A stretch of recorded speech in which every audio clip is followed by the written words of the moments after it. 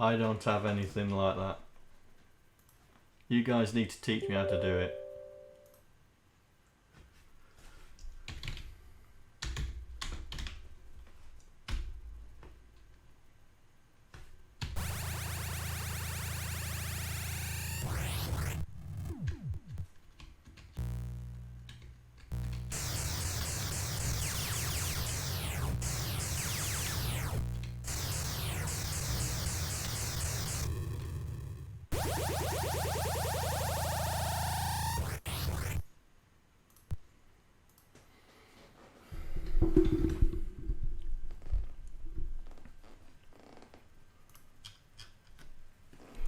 Well, it's not a proper stream, it's just me messing around trying to reverse engineer GridRunner.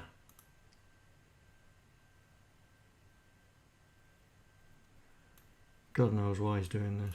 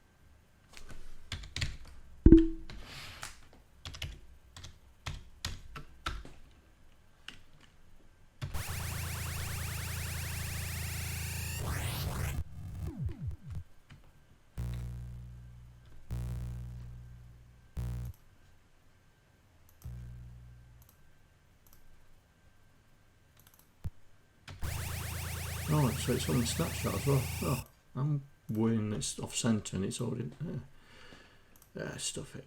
Right.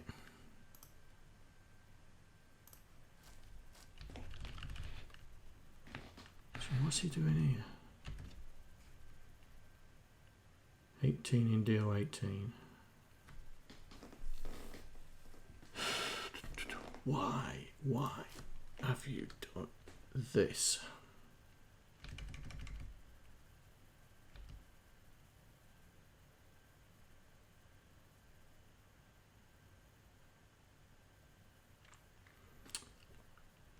Well, I can do it in Kick. I just have to change it.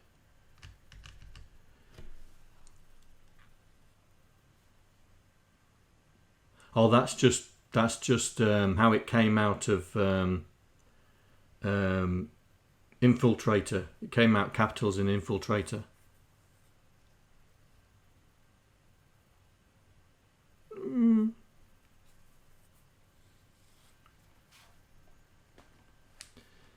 Because this came out of Infiltrator. And so I wrote a program to strip out all the nonsense and convert it into CBM, but I might use Kick.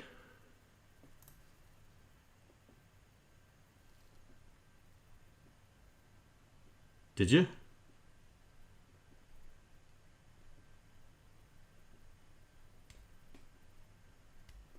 Yeah, I might convert this to Kick because CBM's struggling.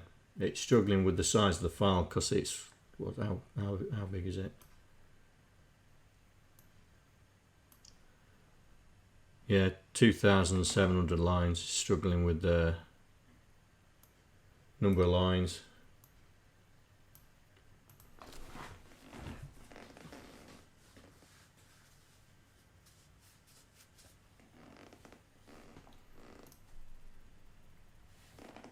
I've been looking at the CPS code to try and see if we can optimize some of the things on it, because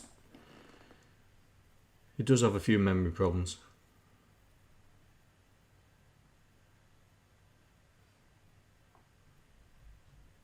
In fact, I might just kickify it now because it's struggling. Let's kickify it.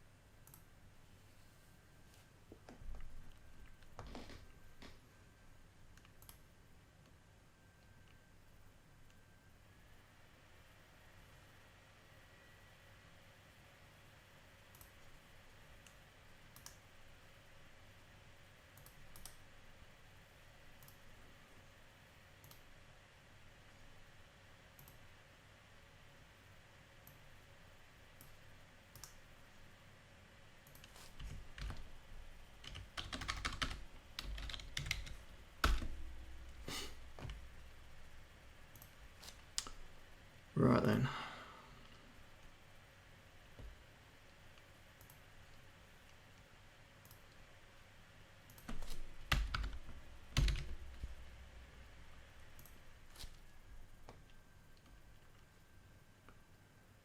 Right, that's that done. What's next?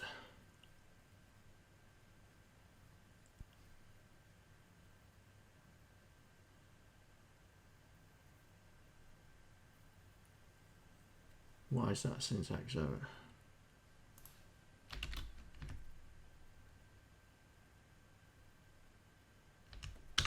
Okay, so it doesn't like the underscores or the dollars.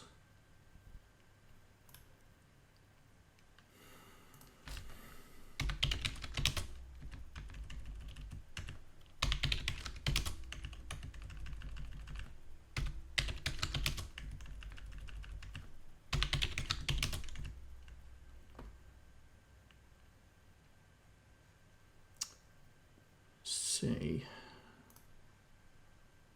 if we can do a replace on that. Underscore dollar to underscore go. Has that made it even worse?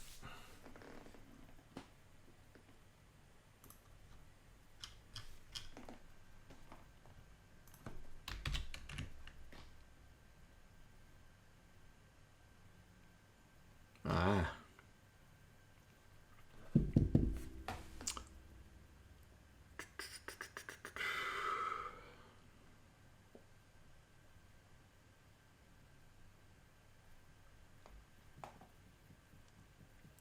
Convert to lower. How are we going to do that?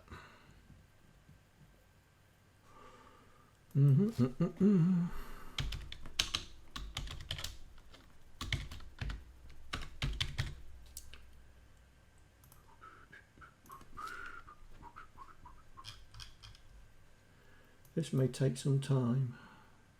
Oh, I can't be bothered to write a program.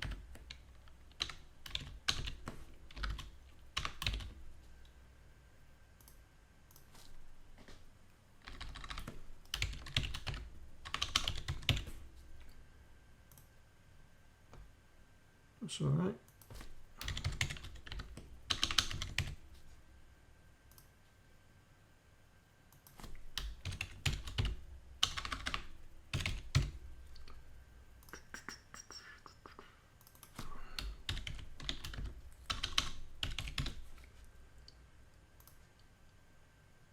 Well, the reds are going slowly.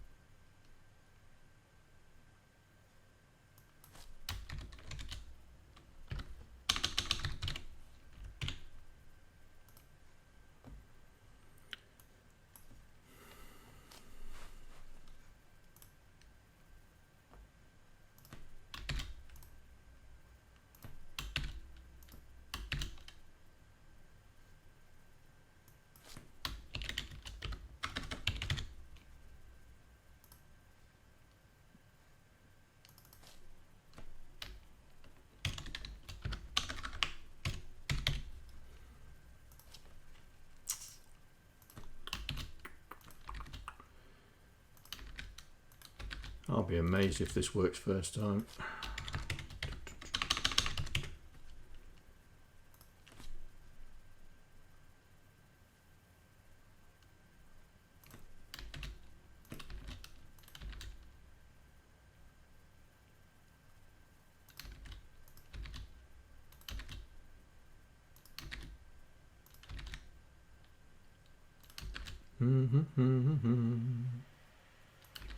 Oops.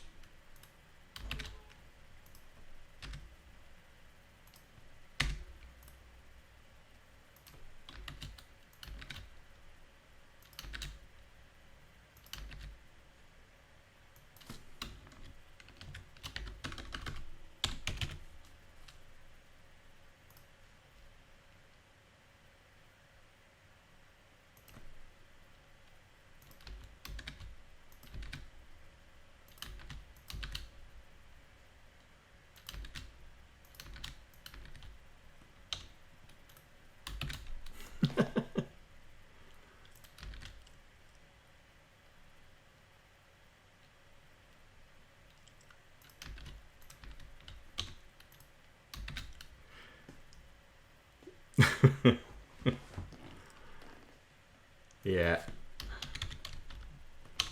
Now you know what I do on a Fridays.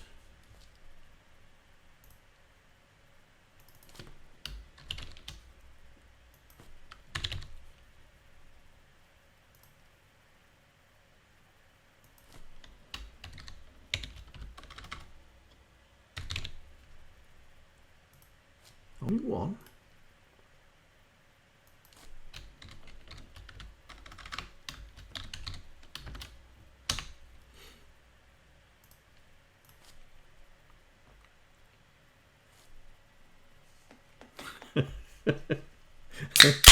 I wish.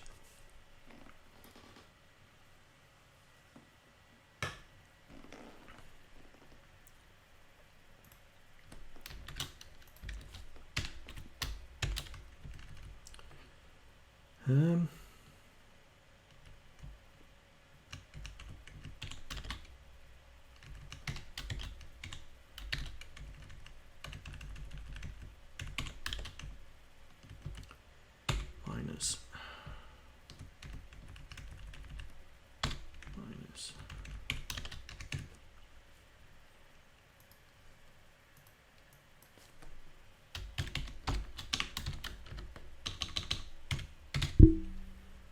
Only one? There is only one CPY and all that lot. Wow.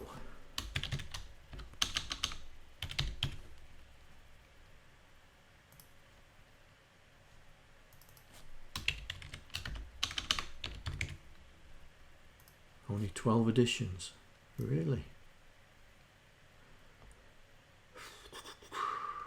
Right.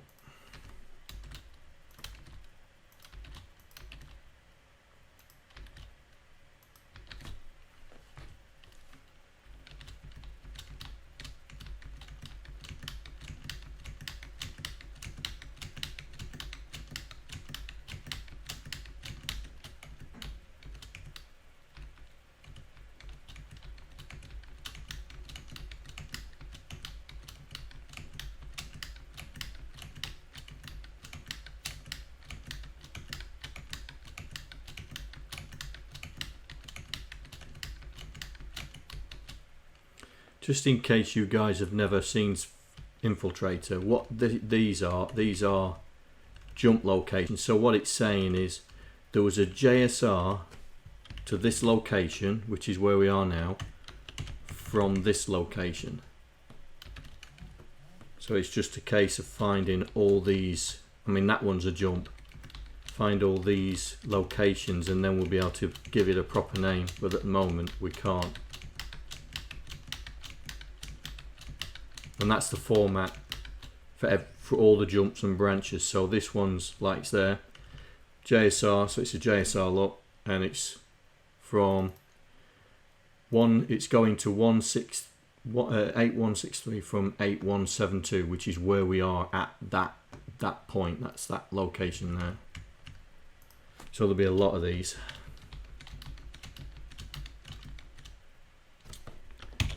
Especially don't when you delete the line.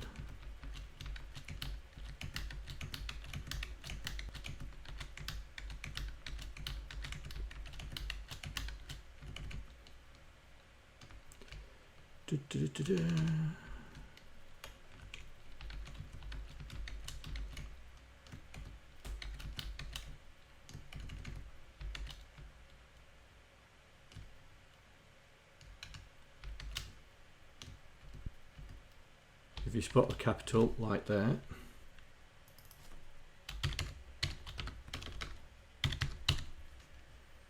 only 3. Wow.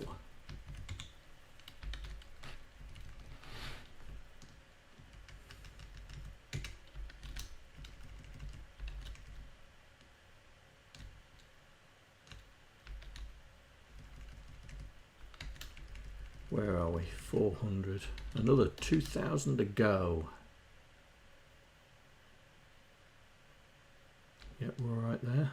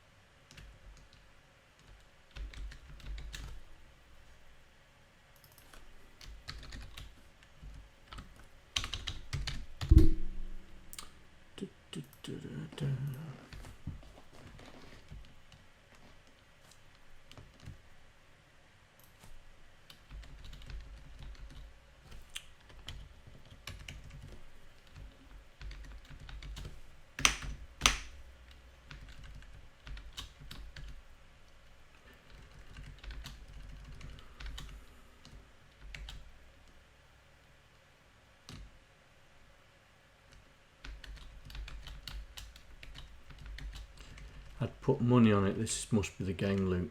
I'd put money on it. There's a lot of notes there.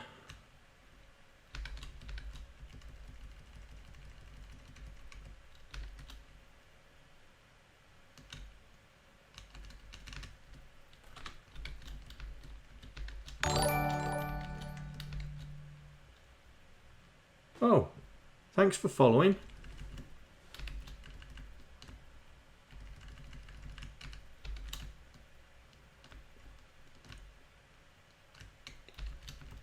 Not sure who it was. I heard the noise.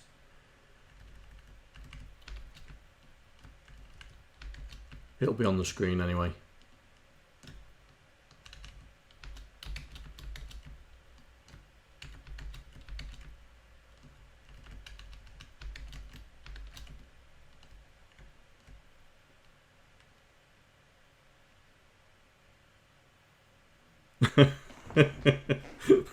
Cheers, mate. Cheers. Can rely on you, mate. Right.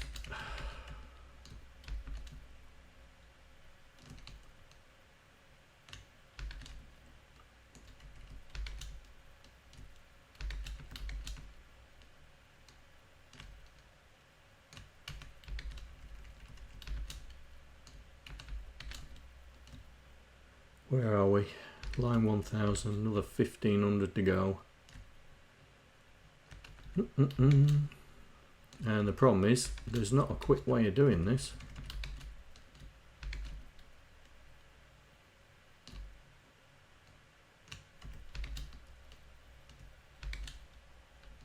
Looks like we've got all the caps though.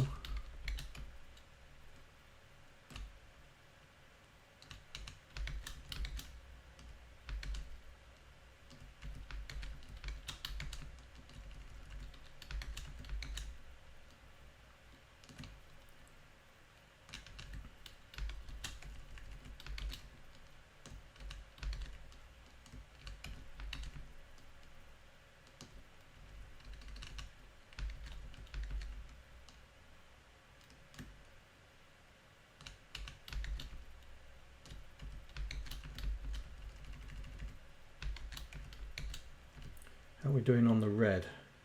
Oh, we're getting there.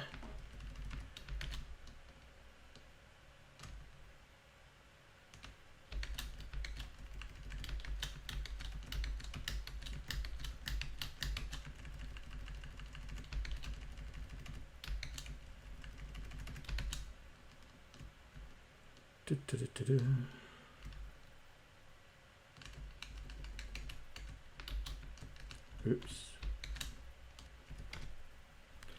That's a dot.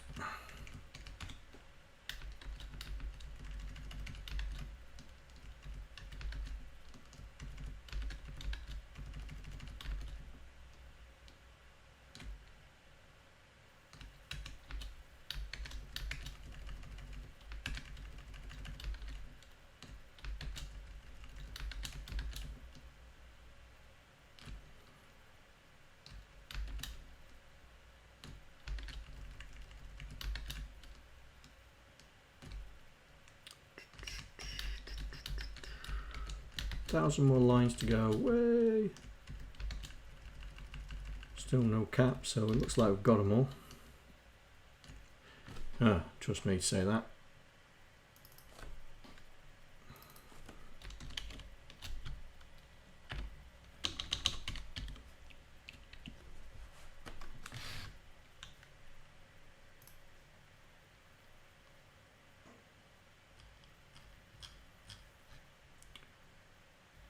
Right, so that's where I got to.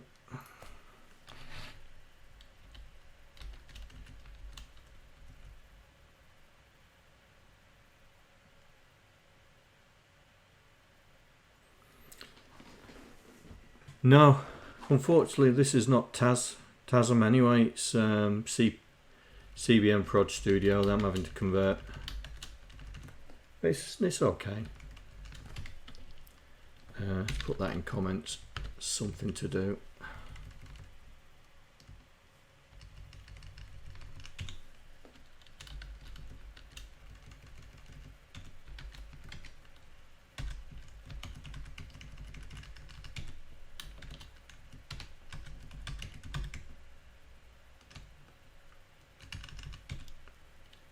Right.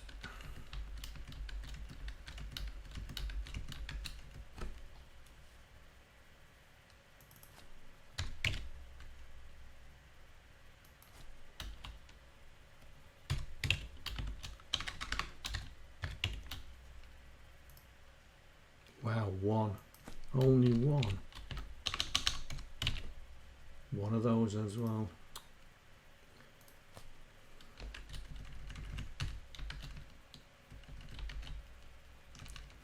I thought I'd done all the tax.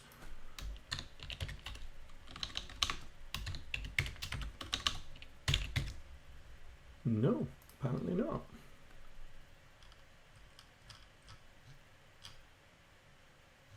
Right, so where am I? Oh, I'm there.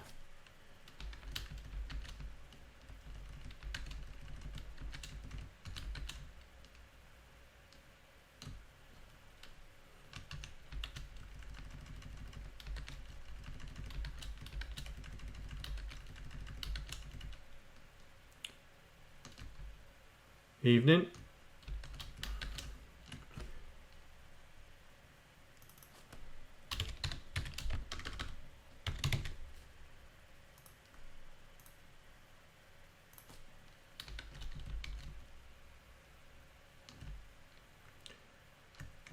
Just in case you don't know what I'm doing, we are reverse engineering Jeff Minter's epic game GridRunner. And what I've done so far, I've managed to get a snapshot of the game just after it started, and then I've used Infiltrator to disassemble the code and extract what I think are the graphics and character set. Then I converted it into CBM Project Studio, but the software's having trouble with the size of the files. So I'm just doing a quick conversion to kick. So it means decapitalizing all the instructions and putting a colon on all the labels. and we have 2,500 and something lines, so I'm getting there.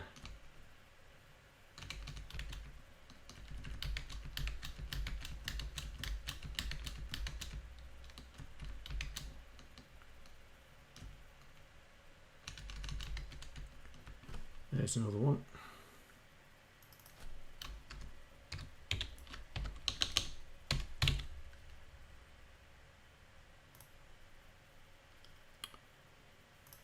Right, let's do that. Not long now, and then we'll try it and see if I've broken it. Hopefully, it should be all right.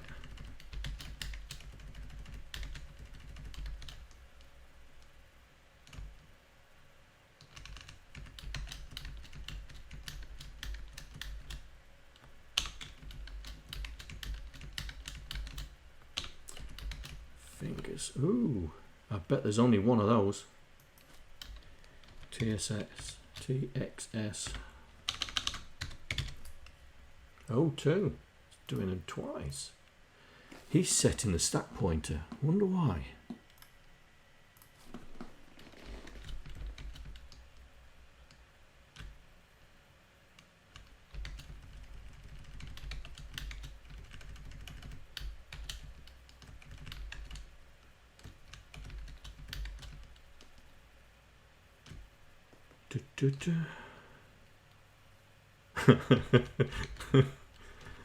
Yeah, to put it back how it should be when it wants to start the game again or something. Well, when we get into this we'll see, because it's spaghettified all over the place. There's jumps and it's going to be interesting trying to reconstitute this and optimize it. Yeah, when we get there I'm sure we'll find one.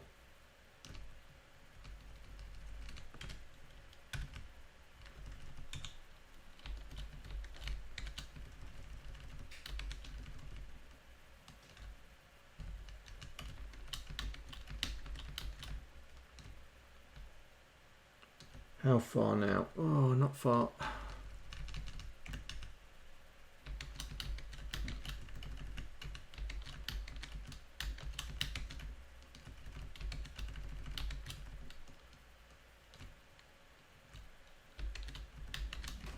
think there's 2,700, I think, something like that. We're getting there.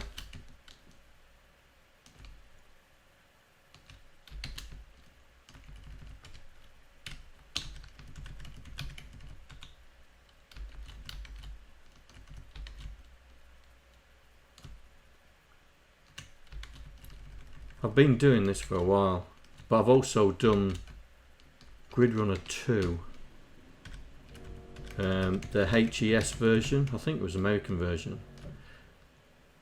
So I've done that one as well. I've got that one working in PRG, CVM PRG Studio. That's a lot worse than GridRunner.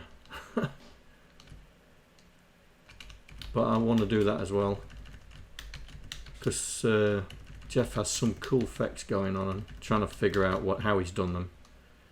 It's part of the reason I'm doing this.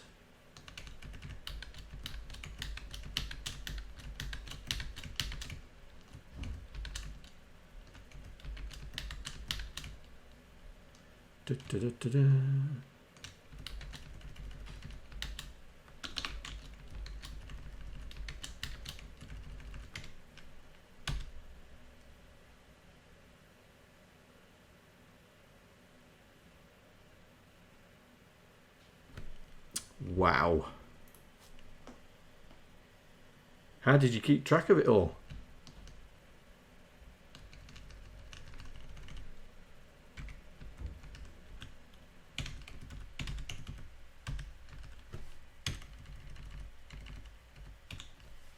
Right. Where's my kick manual?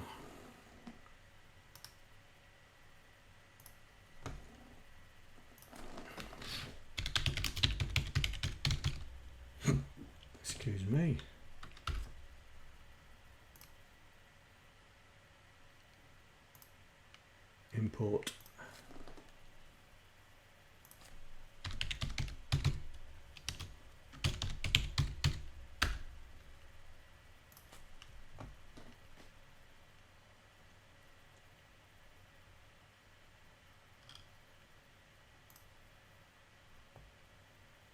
Here we go. Oh, it's a character set. Okay, I'm going to have to export that.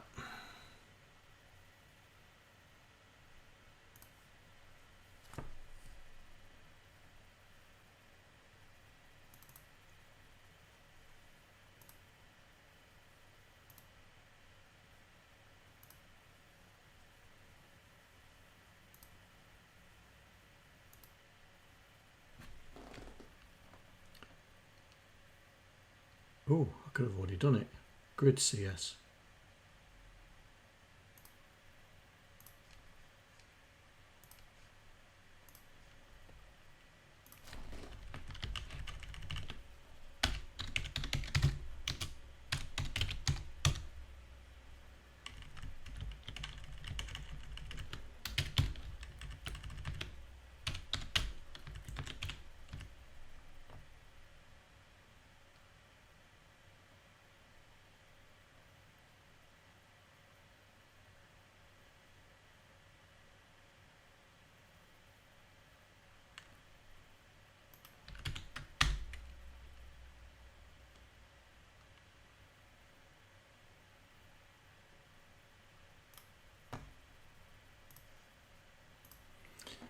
Hello.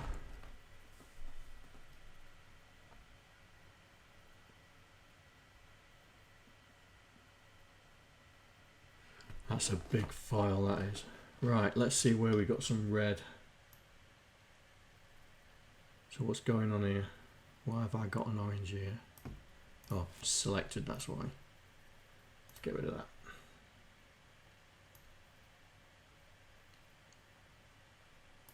Oh, BMI. Right, that looks like it's, no, oh, we got a red up here somewhere. BMI again.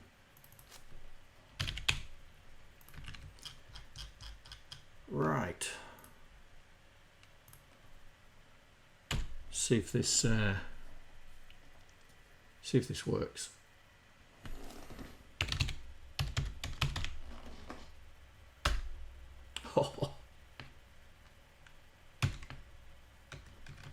Oh, what version am I using?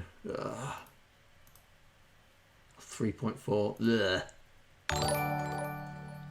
Hey up. Oh, someone. Oh, thanks, Andy Mennonite, for hosting me. Oh, I'm being hosted. Hey. Right, let me just sort out this setting because it's going to 3.4 and 3.4 sucks. Need it to go to 3.1 if anything. Where is it?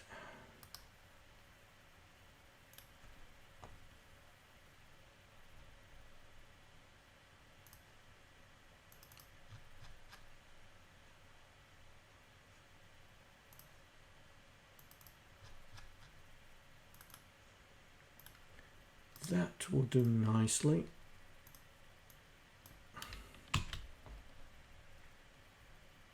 Right, that should sort it. Let's try that again. Oh, and I hit the wrong button.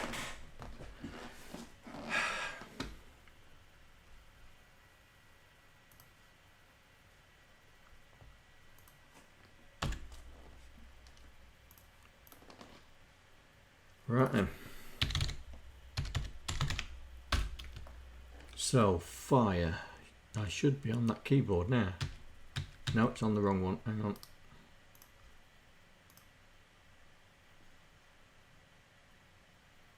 Joystick. Swap. There we go.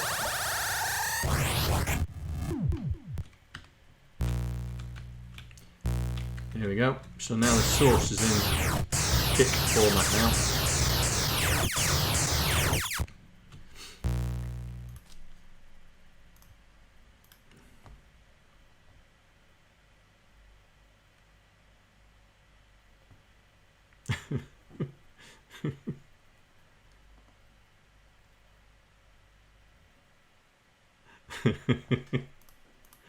All right then. So right, I've just created a new one.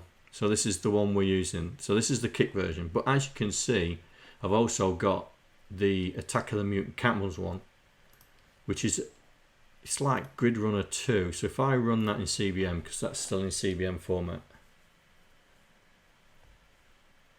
So that's the original. That one. So that's the original. So that's the original Infiltrator disassemble. And then I converted it. Now, this, I mean, I could do this one as well because I quite like this one. So if I, let's just run it, just make sure it still works. So this is the GridRunner 2, so to speak. Oh, lots of bads in there. How many? 11.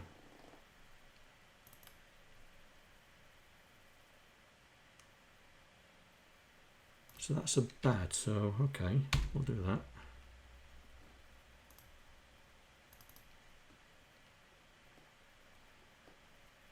Where's that one? So they're bad. Yeah, this is all. I haven't finished this off, can't have done, because this is data. You can tell that straight away because of the rubbish that's there, especially here and here. Doesn't make sense. In fact, that lot doesn't make sense, but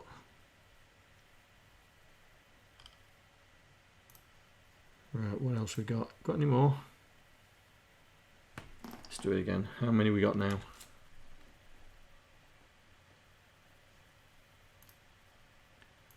Load still. 8.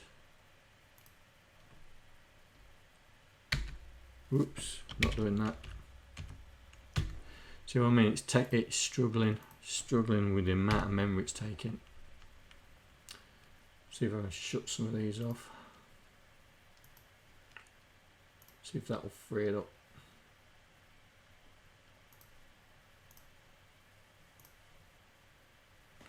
Leave that as it is.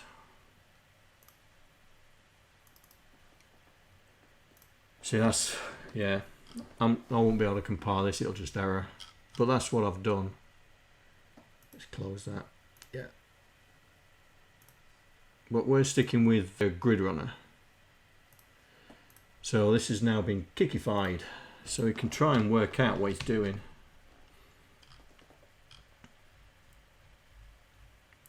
So he tends to jump all over the place. Like here, the first thing he's doing is loading the character setting. And then he jumps off to 8.2b1. 8.2b1. Let's see if we can find that. 8.2b1. No? Oh, 8.2.1b. 8.2.1b. So he jumps here. Now that one is an illegal jump because I've not got any code from that area, so I can get rid of that. So this is where he's setting up the interrupt, isn't it? So he's changing the interrupt from being 31 to 34. So that's going to be yeah, this is my comments, by the way. Okay.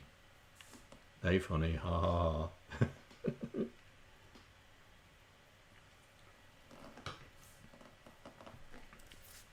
So I've already started commenting it. So he's altering the interrupt, so it's missing out a JSR, and I think my memory serves me correct. The first one is checking for the run, stop and restore. So he's bypassing that, and then he's set. I mean, this is great. He's setting the background and the background color to black, and then he sets the video and character on. But then he does. Where's he going now? 8.100. 8100 here. And then he's doing the same thing again, because right, look, he's loading D0 0 0 into 3 and 2 0 page, so effectively that's D000, yeah. Then he sets the Y register to 18, transfers 18 into the accumulator, and then stores it in that location, which is D000, 18. But he's already done it, but he's doing it again by a different method. And then he loads 20, loads 0, and then stores that away. So effectively storing 18 in D01 18, 0 in 20, 0 in 21, which he's already done. So he's performing the same instruction as 821. O? Is it O? No. B? Oh, I've lost it. Oh, it's here. So he's doing the same thing as he's doing there. The only thing he's not doing is that. And I just can't understand. Yeah. It's hodgepodge.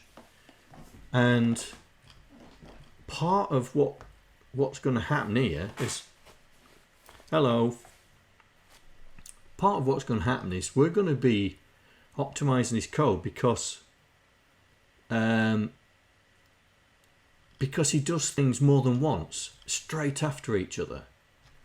So the 81, whatever it is, we're 81 here. This we can strip out of this because it's already done. Now, mate, but all I'm doing is just trying to explain. Because I've just converted it from CVM to Kick. So you haven't missed a lot. Just explaining how Mr. Jeff Minter programmed. So this is effectively dud. This is effectively repeating the same code.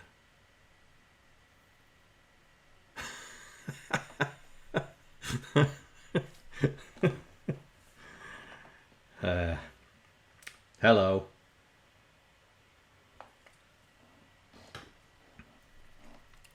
So, and as you can see, I've already started trying to understand some of his functions.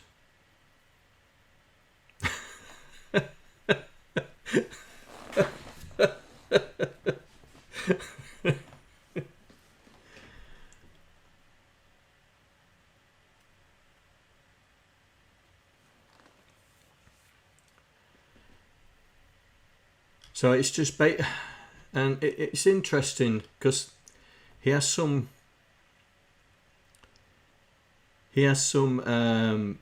interesting effects going on, and I want to find out how he's done these effects. But to find out how he's done these effects, you have to disassemble the game and figure out what he's doing.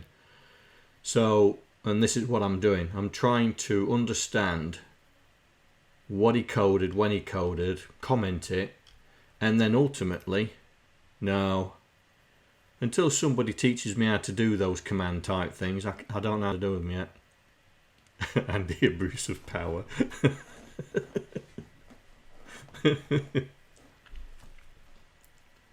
And so this is what I'm been doing for the last couple of Fridays.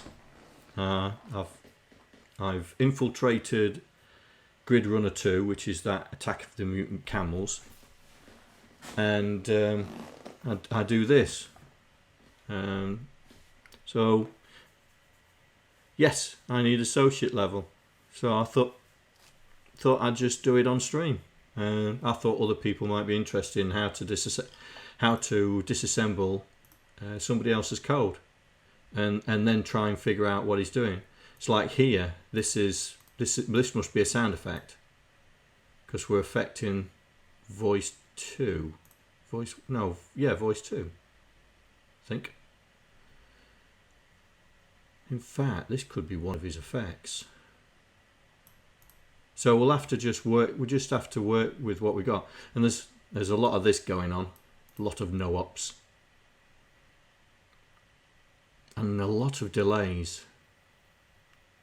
What on earth is he doing there?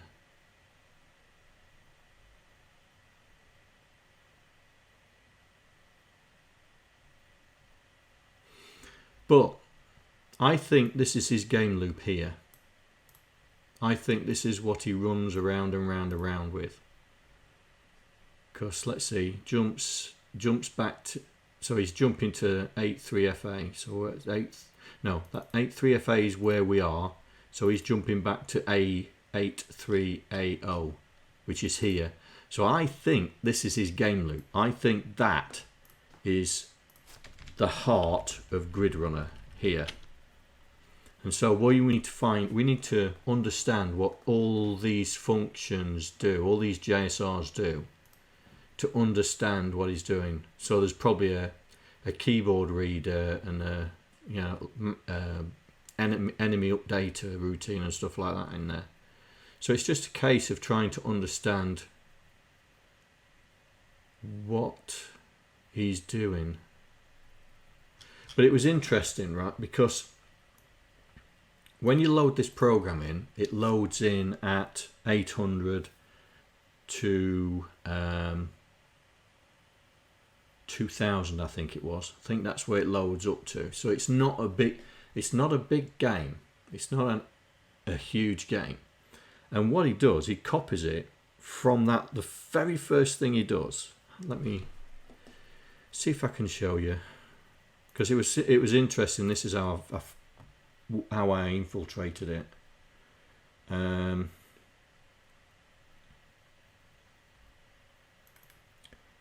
See if I can show you.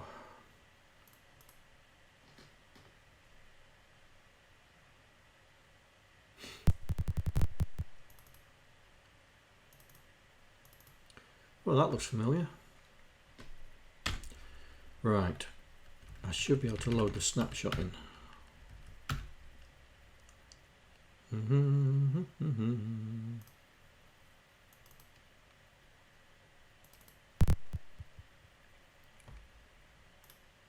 Right.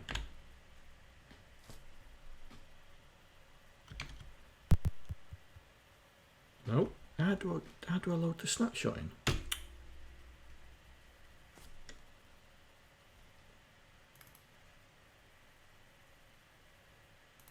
Or have I just saved it like a plank? I saved it, didn't I? I overwrote it. Oh, Wally.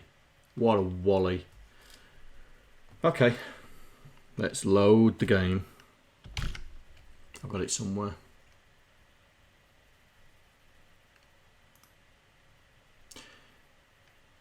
Got hundreds of games. Where are they?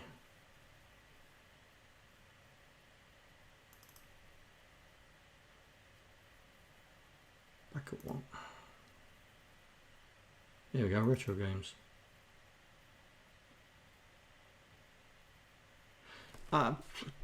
Until someone shows me how to do it.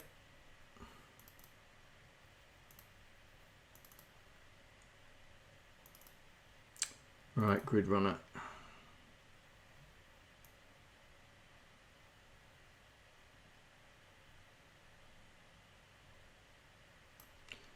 Here we go.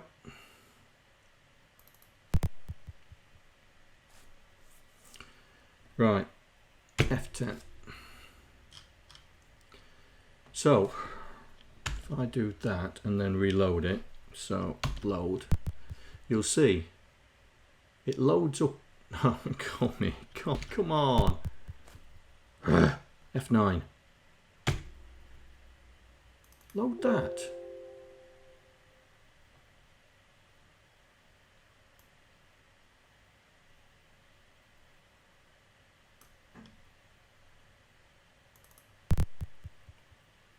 There we go.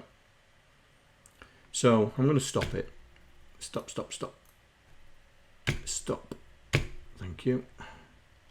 It loads up here.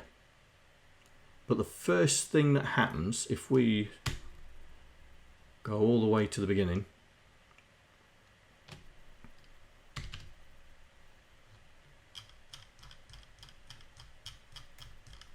here we go.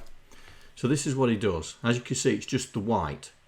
And he sets a couple of things, and it basically setting 083B, and he's setting a target of 0800. And they just loads and stores that all the way through. So he's taking the game from here, where it's loaded in, and he's storing it here. And that's the entire game, which is from 8,000 to 9,000, because he does a jump here straight to 8,000. So if I zip down to 8,000, there we go. And this is where I've disassembled from 8,000 onwards. So the first thing he's doing is copying 8E00 to 2000, and this turns out, if you look at 8E00 in the memory,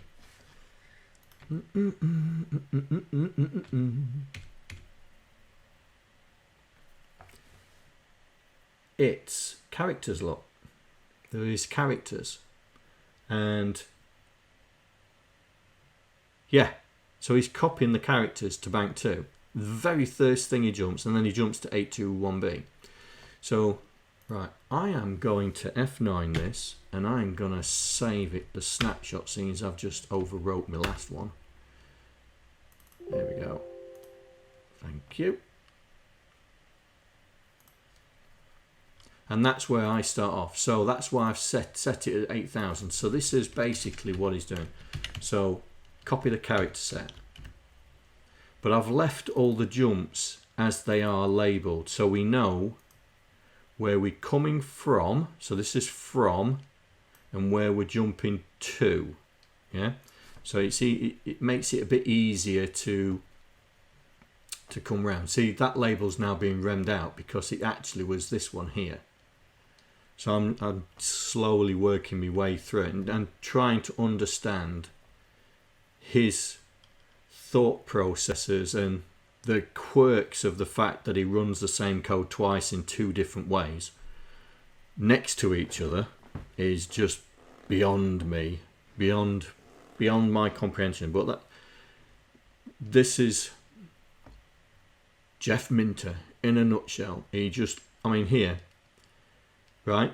This little routine does something, compares it, branches if not equal to 70 here. So it jumps to here, yeah? And then he jumps. And he's got this solitary jump just there. What on earth's that for? What does it do? So when you go and look for 8D, 8E, so 8D, 8E, right? Oops. So when you go and look for it, so there's a lot of jumps to that particular place. So we'll see if we can find it. That's here. Right, so he's just banking out. He's banking out something. But let's find out if he jumps to it. Yeah? Because you'll find out that more than likely, where's that jump gone? It's on its own, isn't it? Let's find the location of where it is.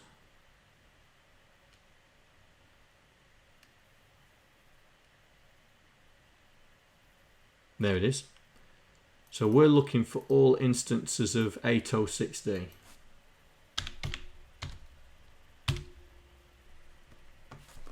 There.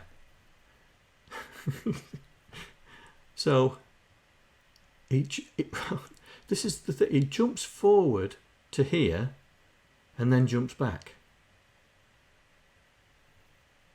Ugh. There's better ways.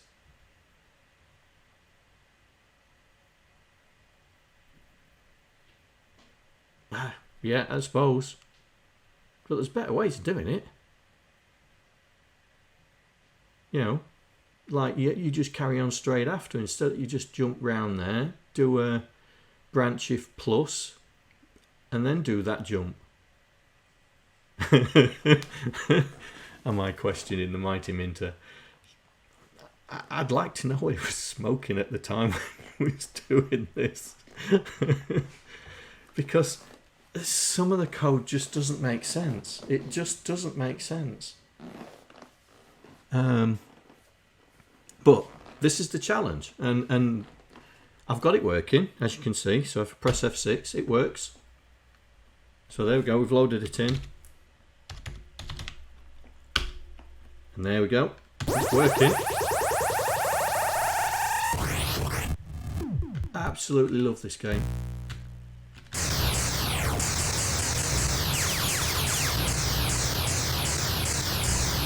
Absolutely love this game. I loved it when it was on the Vic.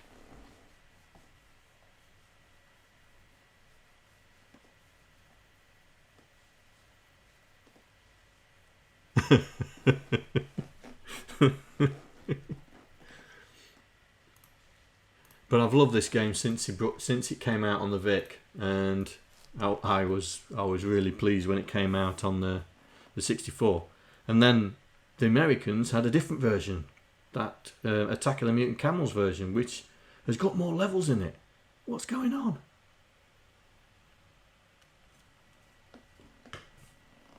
So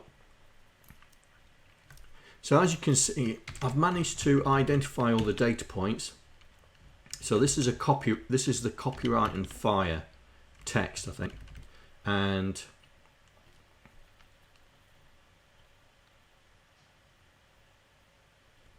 yeah, I think he forgot that he'd coded it and then coded it again straight after.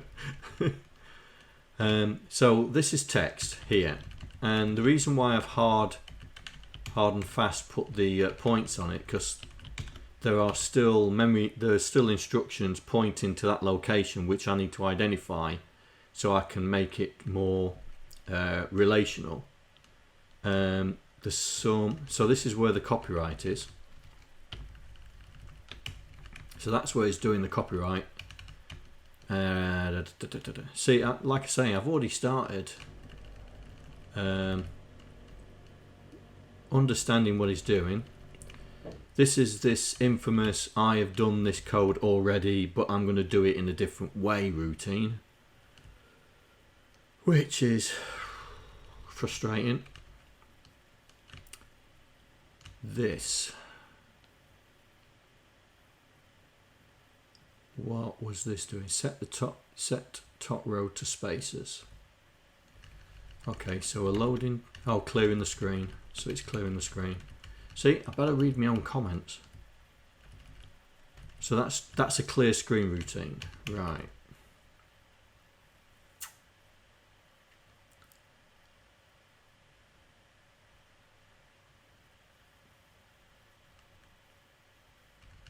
Oh, 0340 and 0360. I've no idea why it's going that far back. Oh well. Yeah, so this is definitely a clear screen routine here. So that is the root clear screen. So right, okay, let's get this put in there.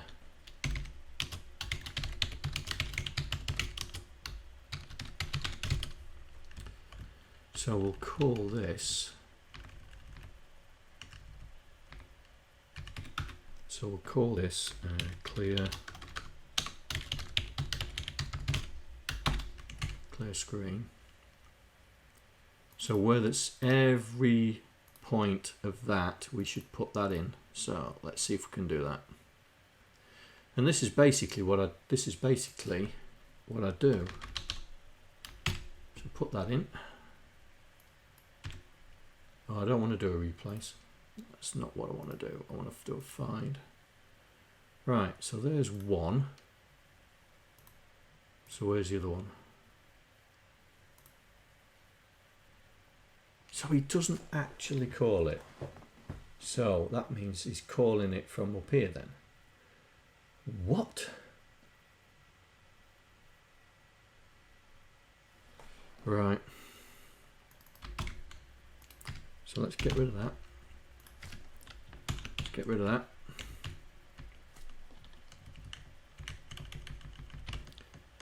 Put that there.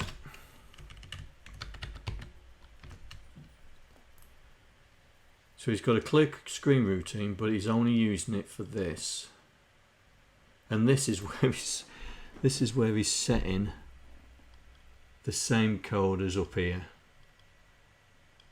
Where is it? Has that got an RTS on it? D21B.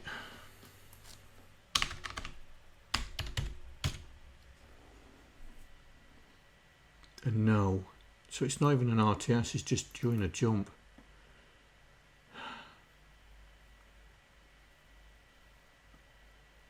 But he's setting it to 16, so 0400 and 2000 for the bank.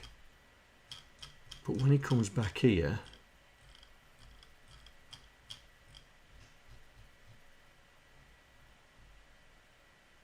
he's setting it to 18. DO18, so he's putting it to 18. So what's 18 for the memory bank?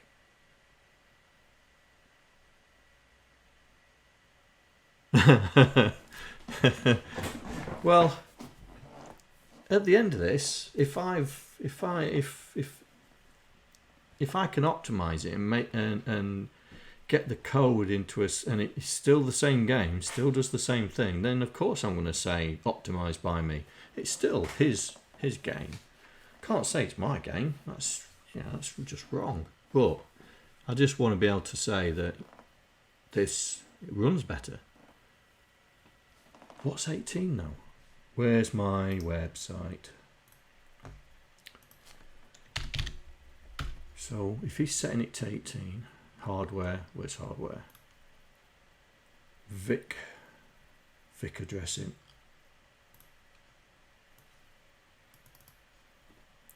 So he's setting it to 18. So 18.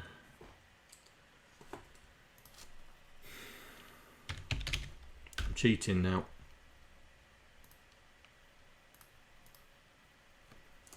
Right, so 0001100.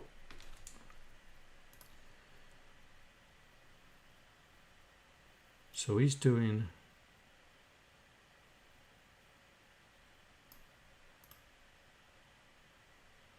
18. That's DDOO 18.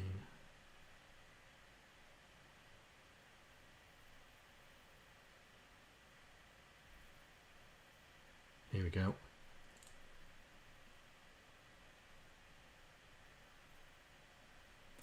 So he's doing this one here.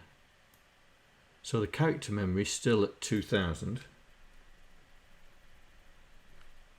So he must be changing the screen, which is 0001, which is 0400.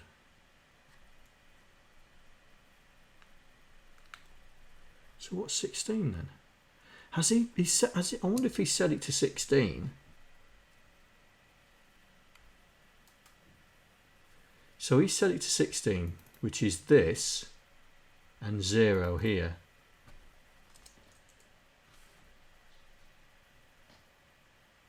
That's right, isn't it? Yeah. So he set it to 16, and the character memory is at 0. Right.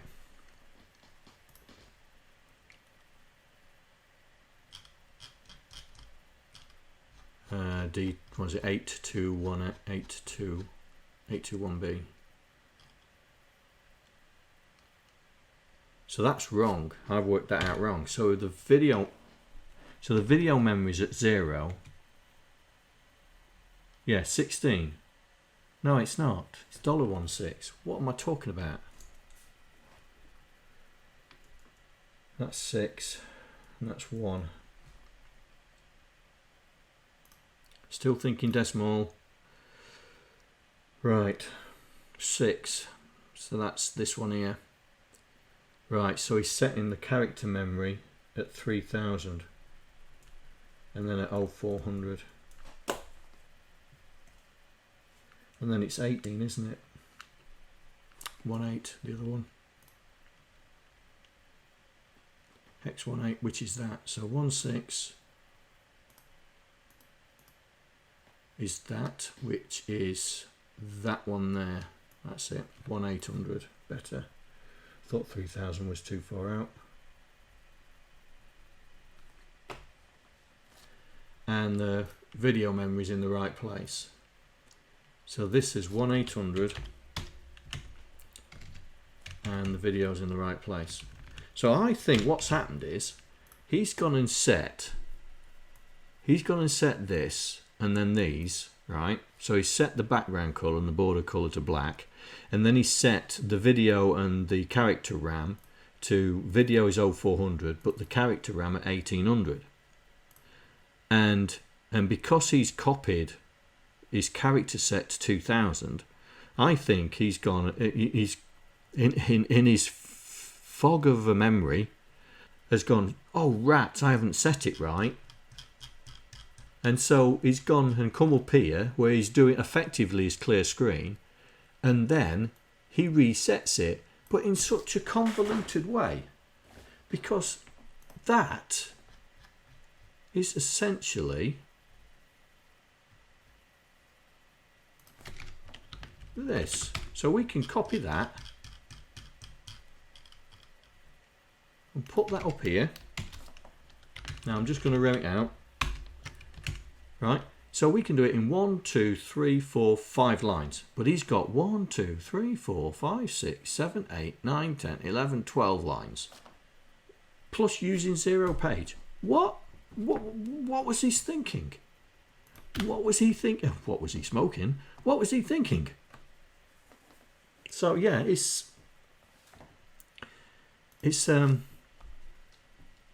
strange. So these are the things when I'm talking about optimization is, 1, get this to be done in the right way, because I don't know why he jumps out of the routine to set the stuff and then sets the stuff again, immediately again.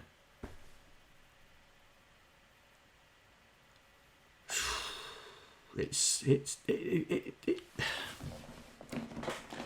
weird. Like I say, he must have set it, forgot where he set it, and then said, right, I'm going to do it here.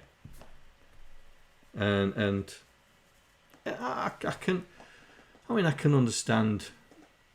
It depends what assembler he did. Did he use an assembler? Did he directly type it in? I don't know. I mean, I wrote my own assembler. I got code running out of the 64 for a long time. I mean, I can show you what my assemblers look like. But it's, yeah. Anyway, but these are the sort of things I'm coming across in trying to reverse engineer the almighty Minter into something that's a bit more readable. Because he just clears out the 0 page here. So that's all he uses it for, is just to set D018, D020, D021. But why? Why did you do that? What possessed you to do that? Oh well. So this is what I'm going to be doing, and this is what I've been doing for the last 2 or 3. Hang on, I did it while I was away. I did it while I was away. So it must be the last 4 Fridays. He's trying to reverse engineer this into and then make it better. But yeah, the reason I'm doing it in yes.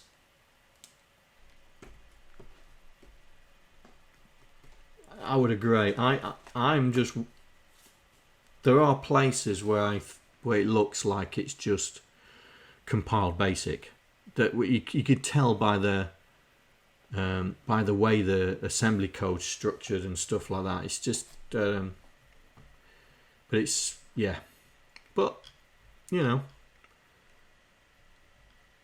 this is the fun of looking into somebody else's brain. Because this is effectively what we're doing, is we're looking into the thought processes of Mr. Jeff Minter while he was developing this. And sometimes I wonder if he was actually looking through fog. Sometimes.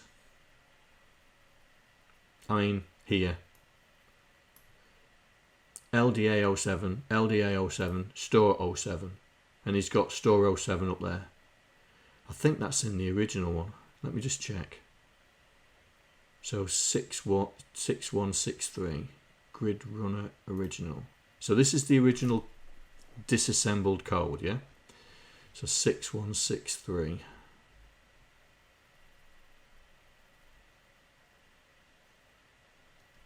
Was it 6163?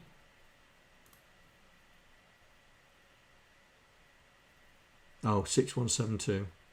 Remember, 6172, which is down here. Here we go, look.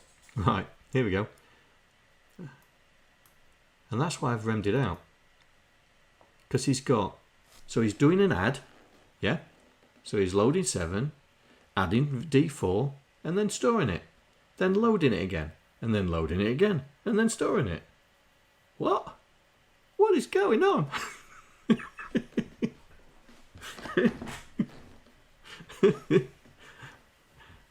Yeah.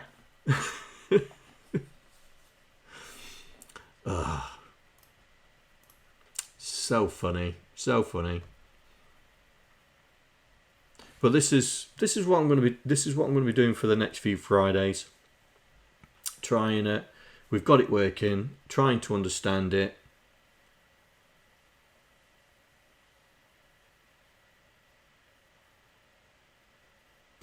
Yeah, could be that. Could be that. But yeah, but this is just. I just want to understand some of his effects, because I think some of his effects are pretty cool. Some of the sound effects coming out are pretty cool. And I just don't know how he does it, and I want to find out. But I also want to be able to take the game, optimize it, and then see how smaller I can make it, because I reckon I can I reckon I can shave quite a bit off this. Because in terms of this game size, it's what, 4K. It's a 4K game, effectively, 800 to 9. So it's an 8,000 to 9,000 game. That's where it's stored and ran. So it's a 4K game, and I reckon I can knock some. I reckon I could knock 512 bytes, maybe more, just in optimization alone. And trying to take out the duplication, which is just, you know, and it's not the one place, it does happen in other places as well. You know, it does happen in other places. I mean, why all these no-ops?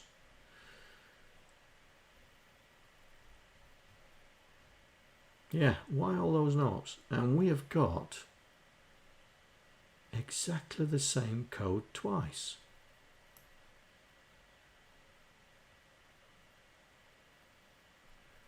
So he's looping round to here and and then he's doing it again. So he's doing a double loop. Okay, he's doing a double loop. But there's better ways to do it than that.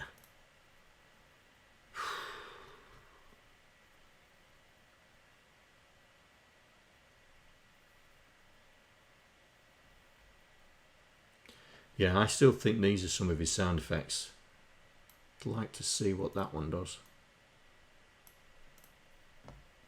So that would be 840D. So remember,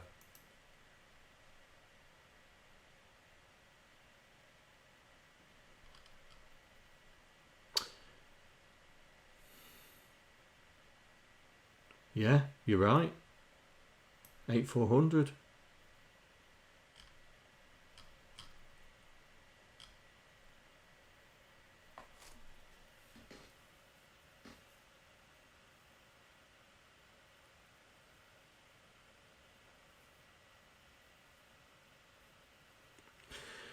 What is that? He typed it directly using a machine code monitor.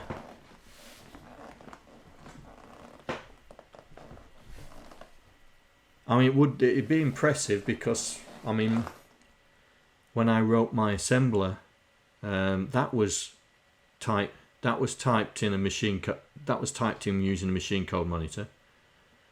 I wrote the whole my assembler in using machine code monitor on the VIC-20, and then let me see if I can show you. I think I've got it.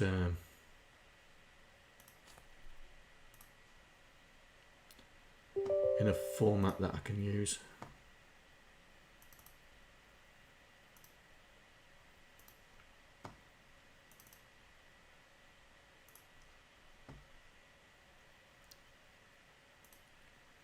Here we go. So let's see, which is it that one? Nope. Nope. Nope. Is it that one? There we go. So this is my assembler, yeah. And you got to remember this is Commodore Basic, right? That's why it's got line numbers, because you would load it straight into the Commodore 64 like this, right? But I wrote this assembler using machine code monitor. And then I rewrote, get this, I rewrote it again in assembler and assembled it. And when I rewrote it in assembler, I actually found some bugs that I got when I'd done the machine code monitor and fixed those. So this is my assembler that I used my machine code version of the assembler to assemble the assembled version of the assembler, and then I used the assembled one throughout the rest of my childhood. But yeah, so kudos to Geoff if he did code GridRunner for the VIC using the machine code monitor.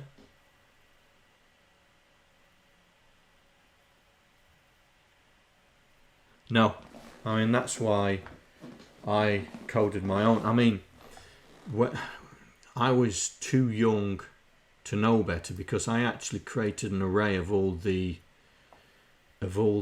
instructions and what the opcode was it, and I used to use that as my lookup table before I realized there is a mathematical formula that you can use to work out the opcode from the 3 digits and a structure, which I know now, and now I'm older and I know about it. But yeah, he could have written it using a machine code monitor, and kudos to him, because, you know, but even he must have put a load of no-ops thinking he was going to write a lot of code in those sections. As when I looked at my original assembler that I'd wrote for the VIC, there wasn't many no-ops in there. No. And sometimes I'm just thinking now, I can remember using no-op to wipe out bad code that I'd written. So you just put no-ops in all the bytes, EA in all the memory locations. But yeah, kudos to him. Once I'd written my assembler, I never used the machine code monitor to create games again. I only used the machine code monitor to debug. It was they were good days. Wish I had the tools that I've got now back then. Whew, would have been a different story, I think. I think I would have been rich instead of, hey, look what I can do.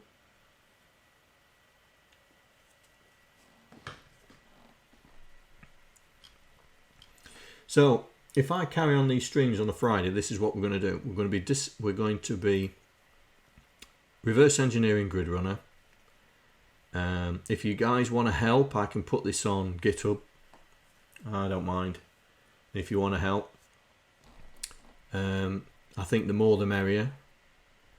But I think it's a good learning exercise. I know C64 Mark, he reverse engineered Attack of the Mutant Camels, you know, the Defender type game that he wrote. And C64 Mark did a really good job of reverse engineering that and optimizing it. So he's got 2 versions. Let's see if we can find it for you. So he's got 2 versions on there.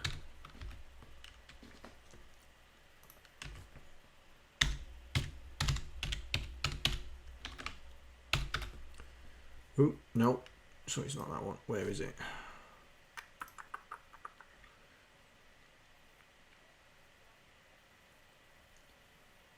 Because I forked it, I think.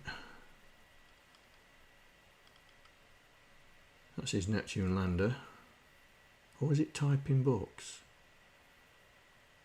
Oh, here we go. No, I forked it for me, haven't I? So, where's Attack of the Mutant Camels? No, not that.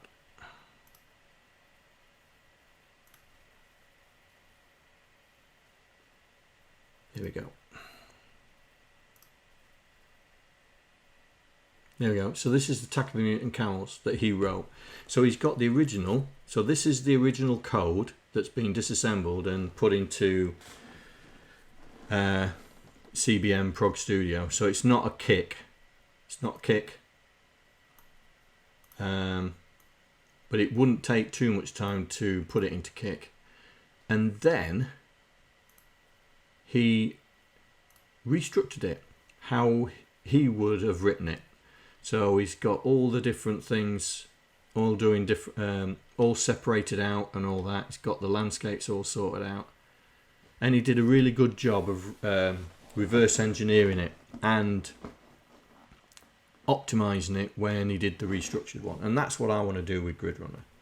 That's basically what I want to do. That's the end goal, to have the original, which I've got, which is here, the original sorted, but that's in CBM format, not Kick, so I'll do that in Kick as well. And then the one that we're going to be working with to reconfigure it.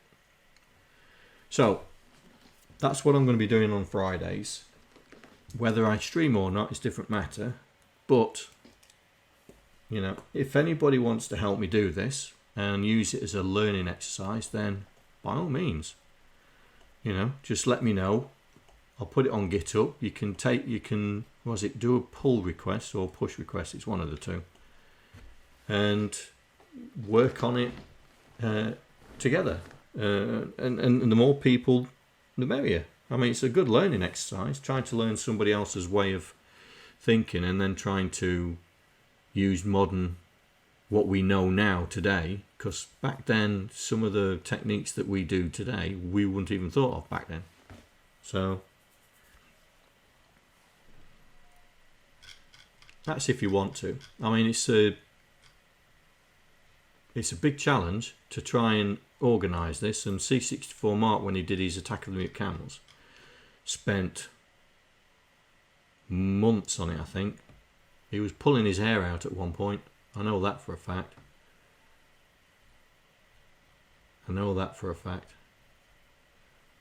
So I picked an easy one, GridRunner, which I now regret because it's all over the shop. I mean, oh, it's not in there, is it? I've disassembled Defender as well, trying to understand how that one works. So it's just a case of understanding the functions one by one, see what they do. So this is copying his character set.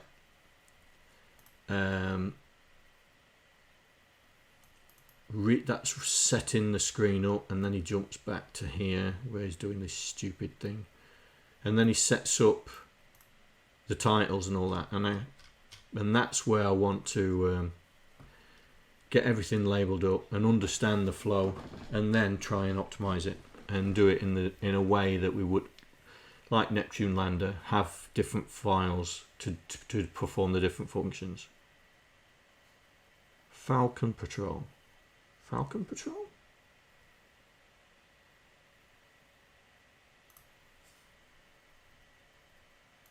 Never heard of Falcon Patrol. Let's have a look.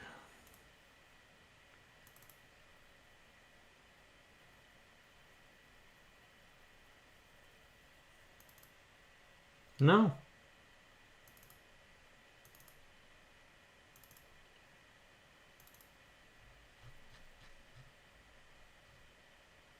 Falcon Patrol.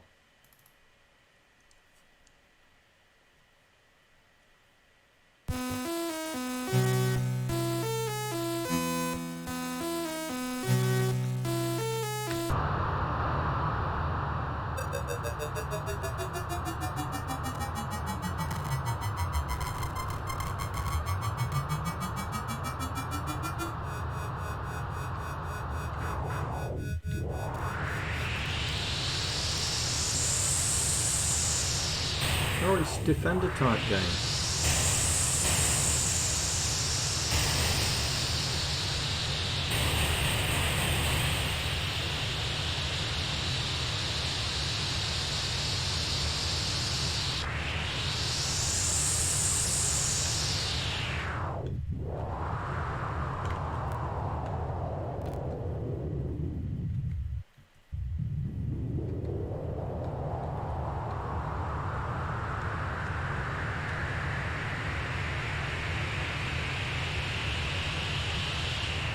Oh, I'm not catching these planes up, am I?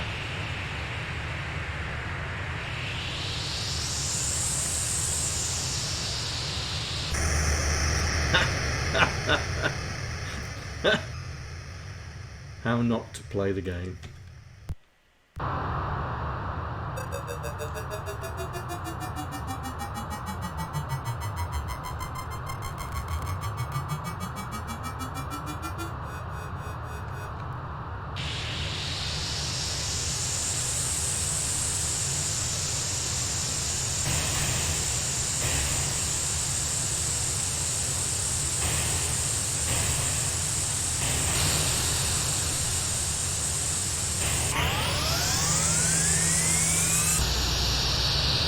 That's one way of taking them out.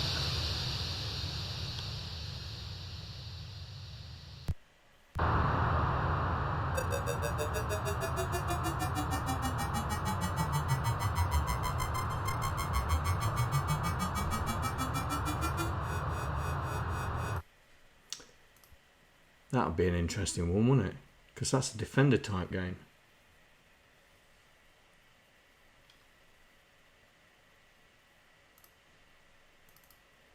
Let's see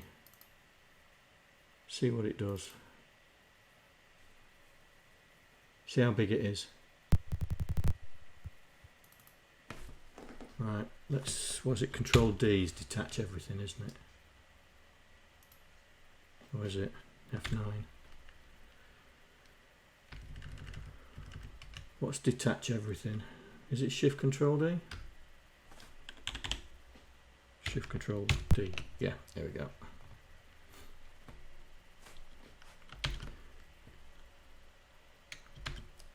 Let's load it in. See what it does.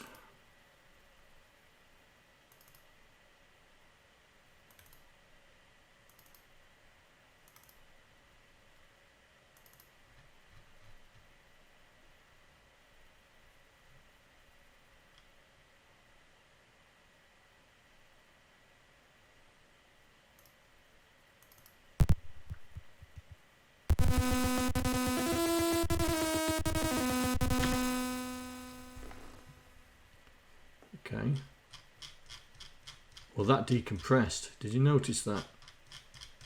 It loaded in pretty in a small space and then decompressed.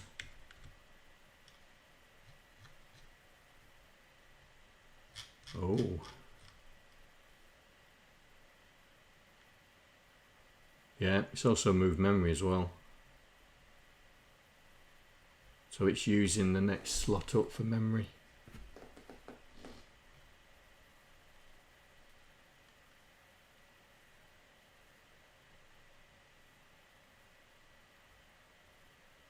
So it'll be interesting to see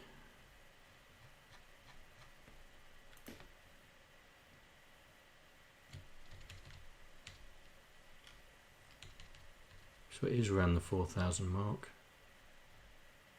Here we go.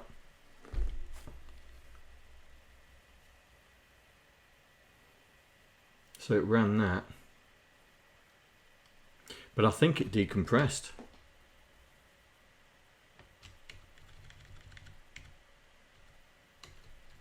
Because there's JSR 20s. Right, okay, what's this doing?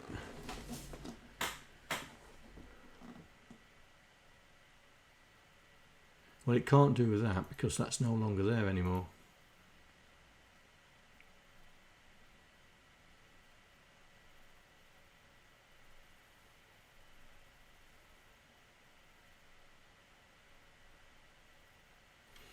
Yeah, it'd be interesting to see how that's done.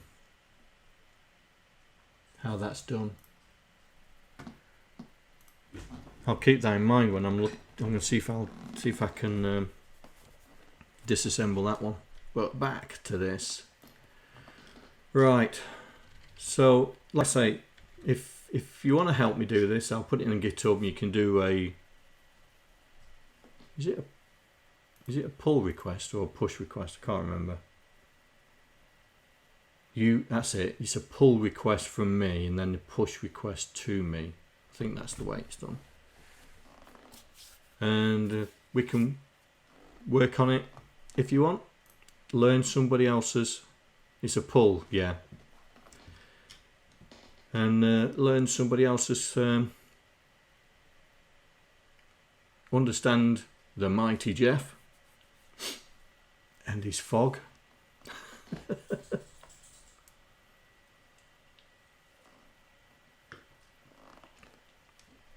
And take it from there. But I'm going to be carrying on doing this, and I'll stream it if people are interested. If they're not, then I won't. But I might still do it anyway. I've apparently got to get my numbers up to give Andy more power. Okay, I'll stream it. So let's get into it instead of jibber jabber talking. So I've done this. This is him copying, but he copies back there. See, I don't know what this is all about.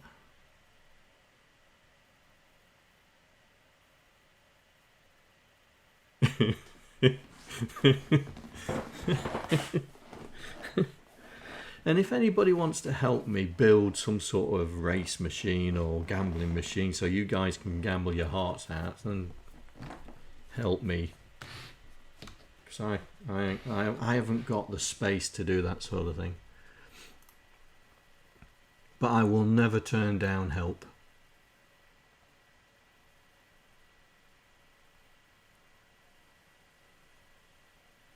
So what is he doing there? Because he's... Because if he's jumping out the way, so he's jumping to there.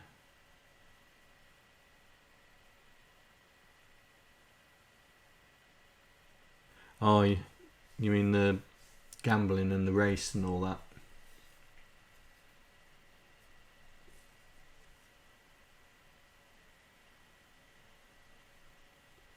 I think, like Shallan says on his race, the chat goes bonkers when it starts up. So we need a way of interacting with the race without it overloading chat.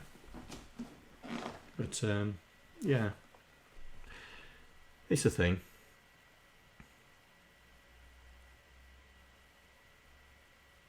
So this never gets touched.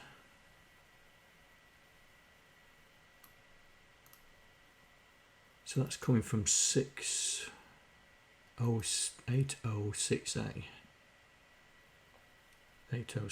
which is down here, which is here. So it's coming from there.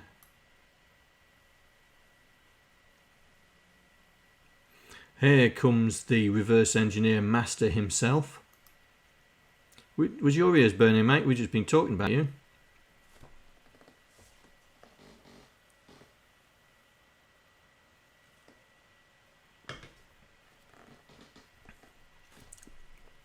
talking about your Attack of the Mutant Camels conquest that took you months, plus you lost a lot of hair.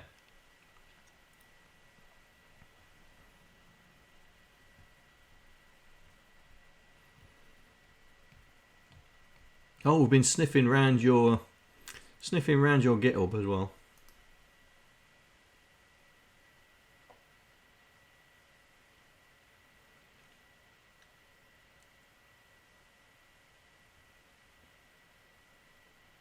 O480 comparing it 041B.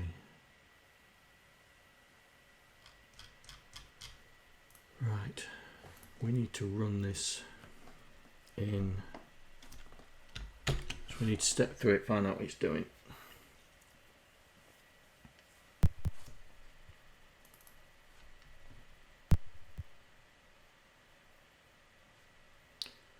Right, I'm going to stop this. And I'm going to go up to, oops, 8,000 and then start it from there.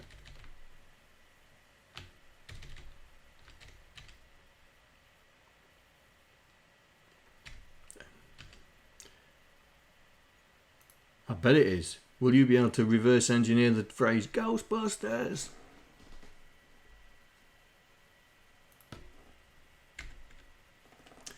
Right.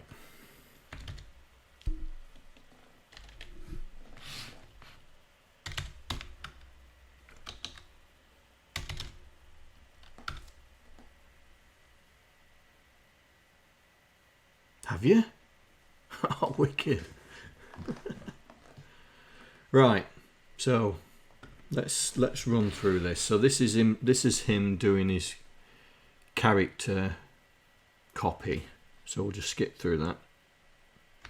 There we go. So he's copied his character set to there. Oops. Need to get it to follow. Right. So now he's cutting off the run, stop and restore on the interrupt. And now he's setting it to black. So not in 2120, setting the screen as what we've discussed earlier, that he's actually wrong because he's setting it to 16 and we know it should be 18, and then he jumps to here and then does the whole thing again but in a different way. I mean, come on. Okay, this time he's put 18 in the right place. Right, so he's now set that to D4 is the SID chip, isn't it? Yeah, there's a lot of those. And then so he's storing 0 and so that's 0400 into 2 and 3. So he's loading and storing it 0340. Oh right, okay. What's he doing here then? So this is the clear screen, isn't it?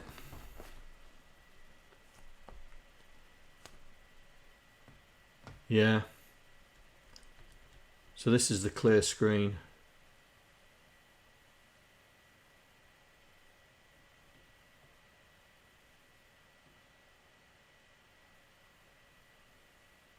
Oh yeah, look, he's building a table up. He's building a row table up. So he's using 0340 as the low byte and 0360 as the high byte.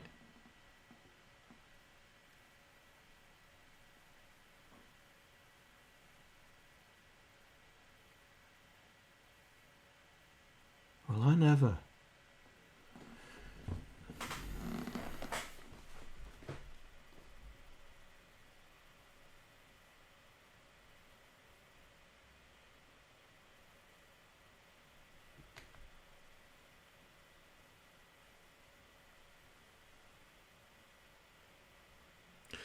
Yeah, that could be right.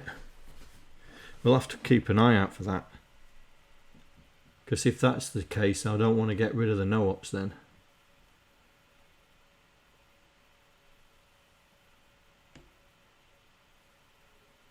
Right, so we'll speed through it. So that's where he's jumping back out. So we'll do F11.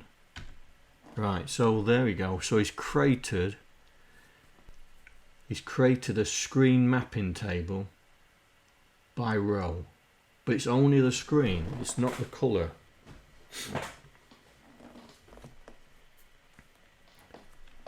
Okay, so that's what we need to record here then.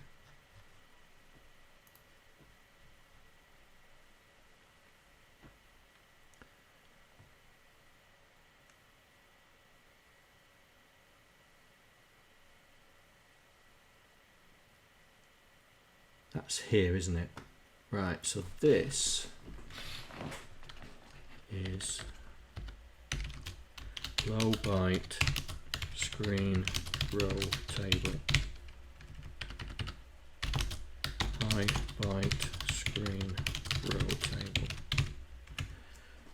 And if that's the case, we can then make these variables.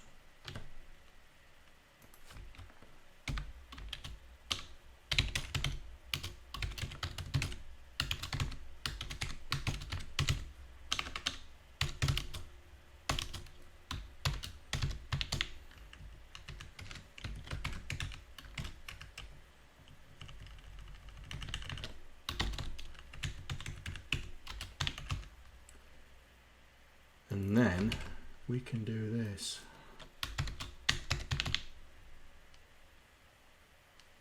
And find them all. Just change that. Change that. Oops.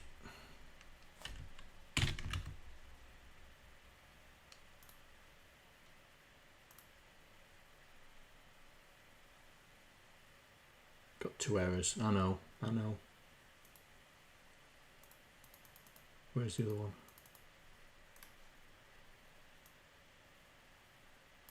Because I left the dollar in.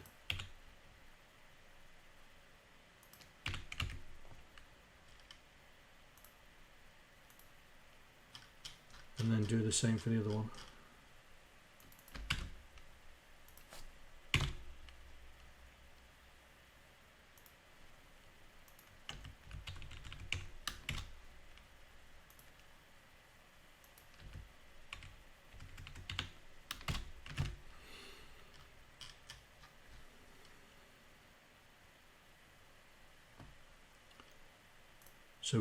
So he loads what's into, so he works out the next record, the next row, stores it in the lookup table, and then runs through it. And then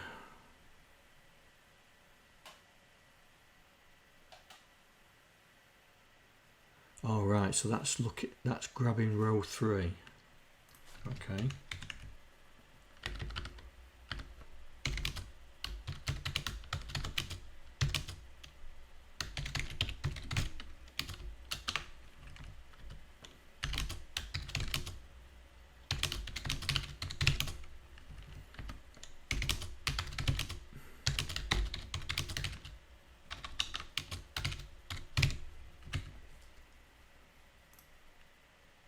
We'll have to figure out what 6 and 7 is, 2 and 3. I'm just wondering if he uses 2 and 3 for just screen. Let's have a look, see if we can work it out.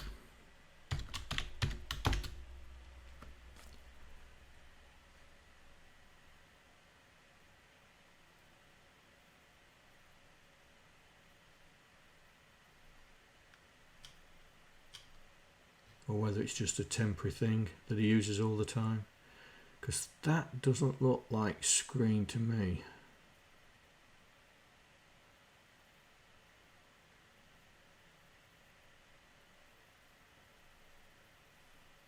So what's he doing here?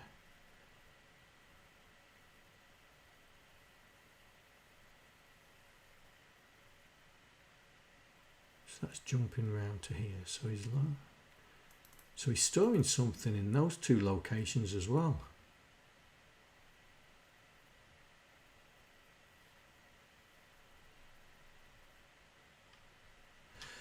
That'll be interesting to see what's going on there. Right, so we now are starting to understand what he's doing. So he's created, as well as blanking the screen out, he's created himself a screen lookup table. Okay, let's see what else we can find. Next instruction, please.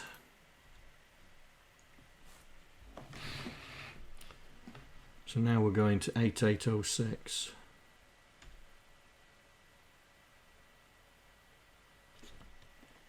Oh, so this is putting something on the screen. LDA 881F.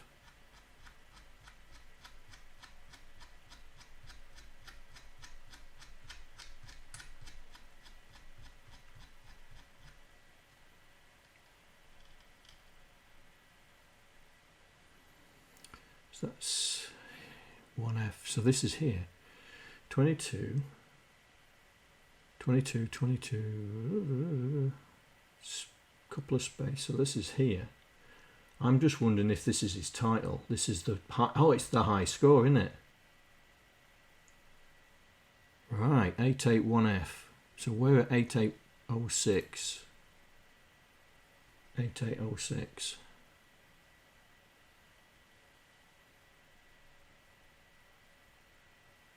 Here we go. It's here. Ah, even I've put sort this out. Top row configuration. So this is top, yeah. So color RAM, top row configuration, which is here. And the color configuration. So I've actually, right, so I've just put to sort this out. So he's running backwards and put in, looks like the top row on the screen. So let's run through that. In fact, we'll break there, not there, there. Do a quick run through. So he's put something at the top. So this is going to jump back. And then immediately he jumps to 8D57. What? 8D57.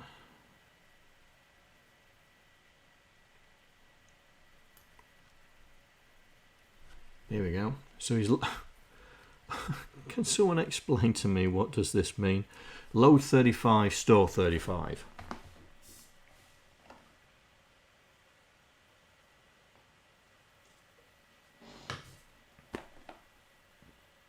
Anybody?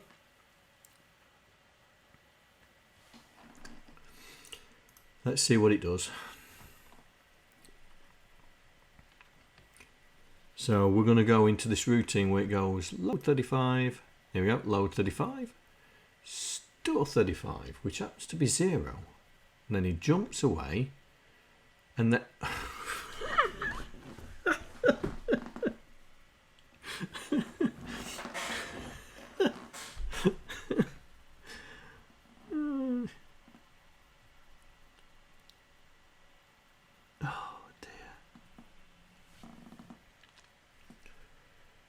So up here loads 35 and then stores 35. So he's loading 35.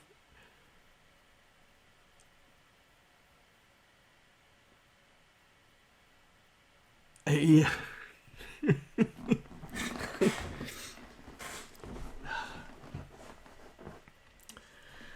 Yeah. So this makes this routine irrelevant. So why do this and right, okay. 8D57, so that's here.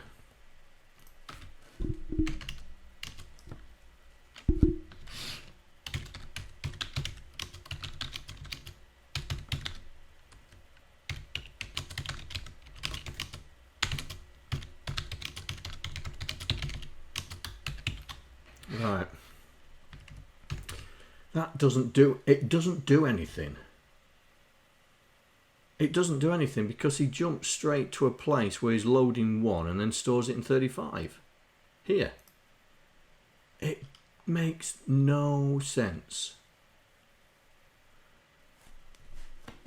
Makes no sense.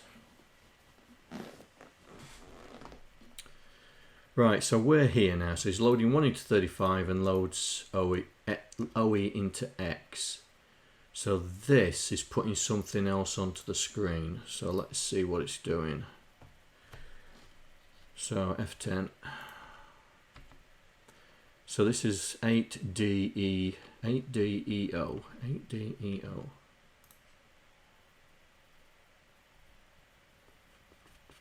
8DEO, which is here.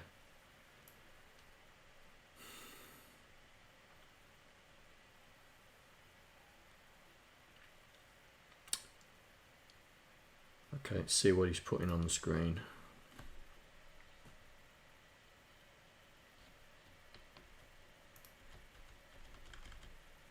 So he's loading it, and then he's doing a colour one as well. Or is he? Oh yeah, he's loading, and then he's loading 3 and putting it in the colour, and then loading the next one.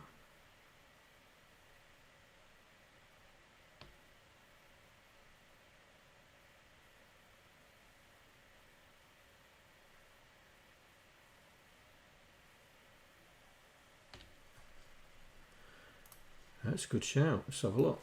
So D8D60. Nope, there's no direct reference to that.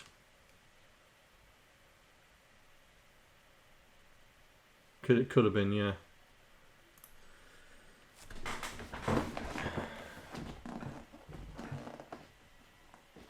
Yeah, it's colour 3, which is cyan, I think. So we'll get it. We'll let it run through. So that's going to run through to here. So do that, because we haven't even got the screen up yet. Oh, is it red? Black, white. Yeah, red. Yeah.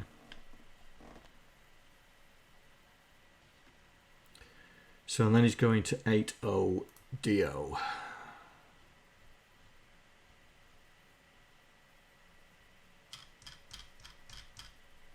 He's going back to the beginning, isn't he? 80DO.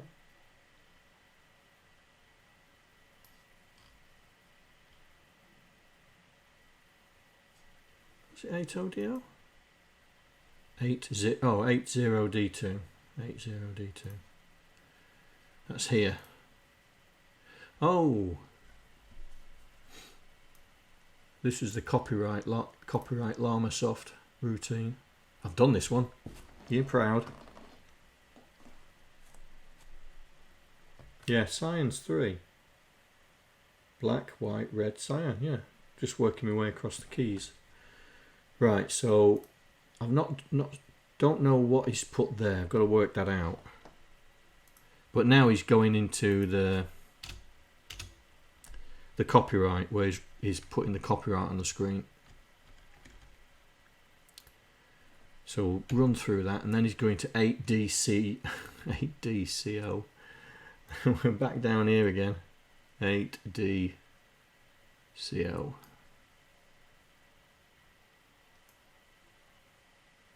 Right.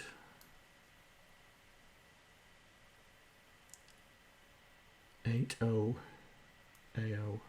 Then he's coming back. Or this could be a counter.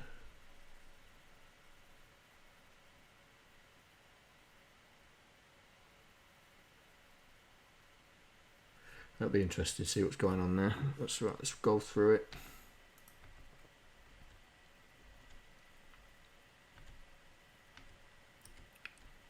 Yeah, it's a timer. So this is the timer.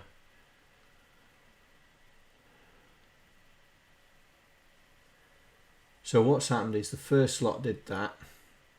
Then I know the copyright one, which was this, goes on. So this bit here is that bit there. So 8D94, 8DEO. Bet that's llamasoft. But the character set, when you load character set in, he's not done the entire character. Yeah. he's not done the entire character set. He's only done part of it. So if I load CBM in so you can see, because I imported the character set into CBM. So as you can see, look, 0 is that, A is that. So he's used the main characters as his aliens and stuff like that. So he's overridden the characters, and then he's used the exclamation mark for grid. So GRUIDN. So he's basically only done the characters that he's ever gonna show. Luckily, he's made the numbers in the right place. But that's it. He hasn't done the full alphabet. He's only done the characters that he knows that he's going to be showing on the screen. So 22, which was, there you go. So we had data down here at the bottom.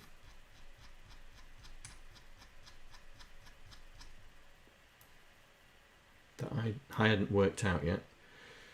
So we're talking 20, let's just move that up there, right. So 29B, 1B.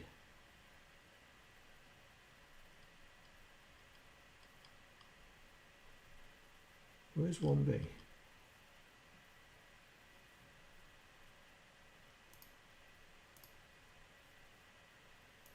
Where's 1B?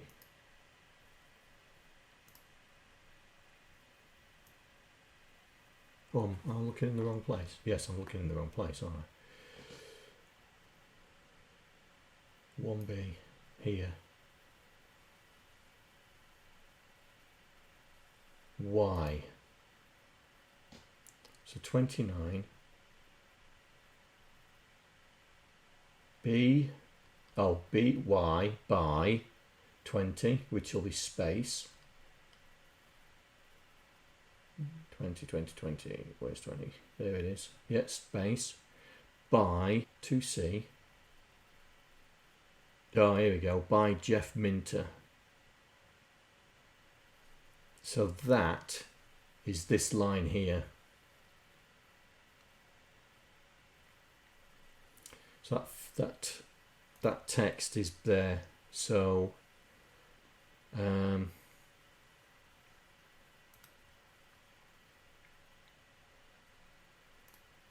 see if we can work out.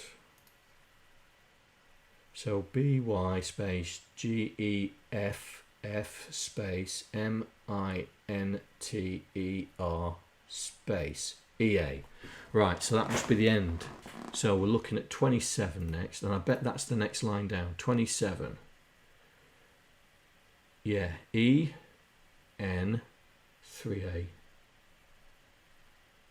Ent 27.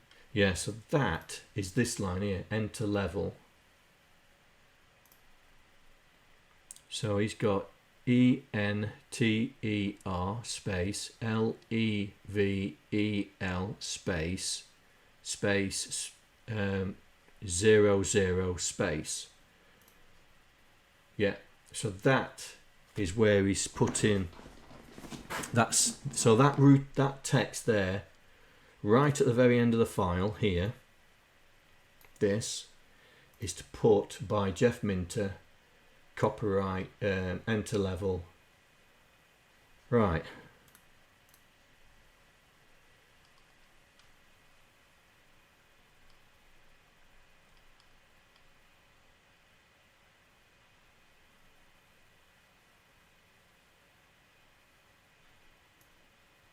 Oh, we could change. I could be naughty.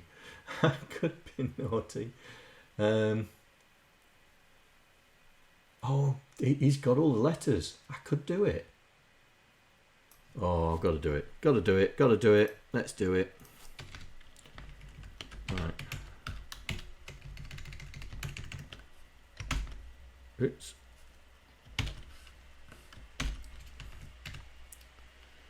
Got to do it. Got to do it. Got to do it. Right, let's work this out.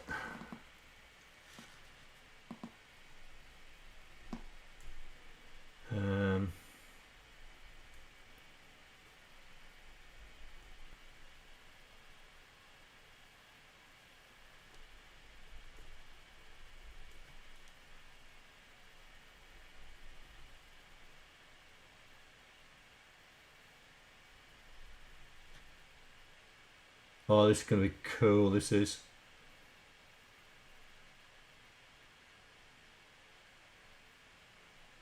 Oh, you're joking. Where's that?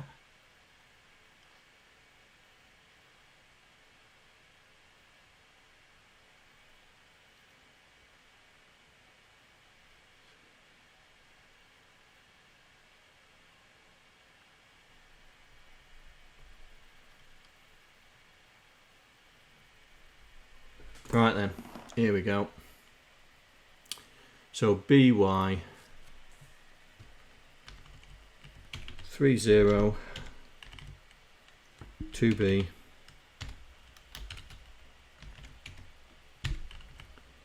uh, 26 space 25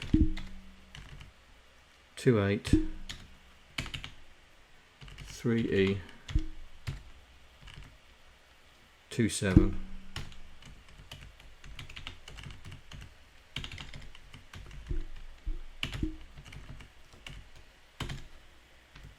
right. See if my understanding works. Here we go. F5 F6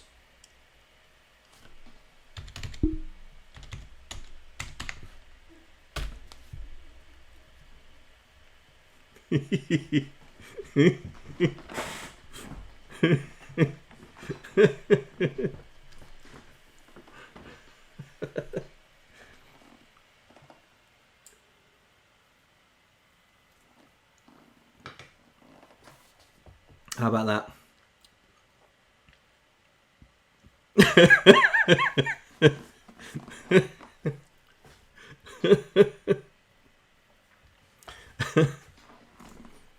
Well, the characters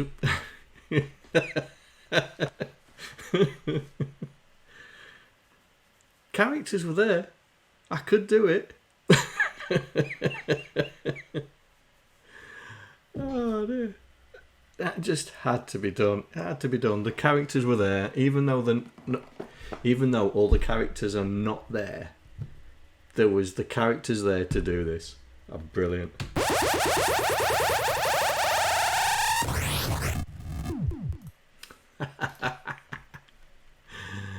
Oh yes. Right, we're keeping that.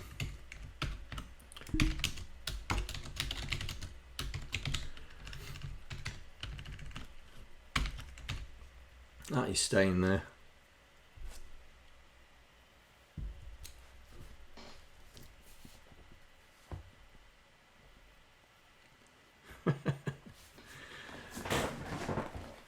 Well, I mean, it's well, I mean, this is what disassembling does for you. So right, let's get back into it. So where were we? I lost where we were.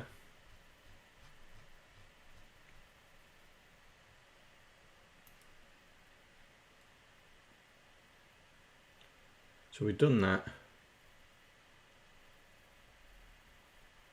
That's the copyright.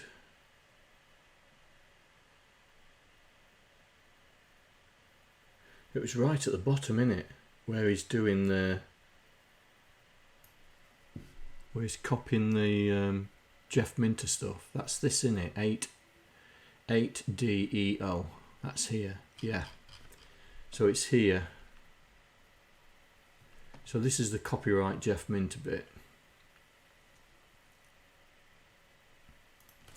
So this is by Jeff Minter and enter level 00 coroutine.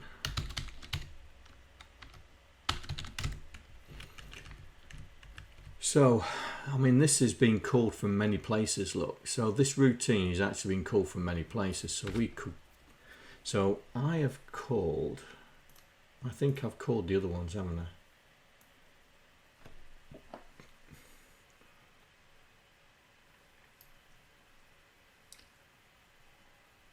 Where's the copyright? Did I name the routine on the copyright? I can't remember. Set black borders.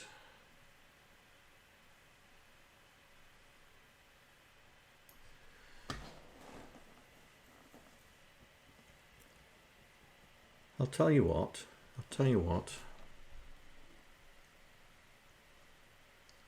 So you've got something to look at.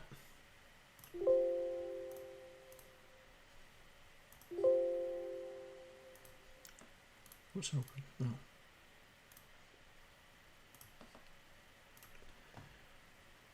So you've got something to look at. I will do this.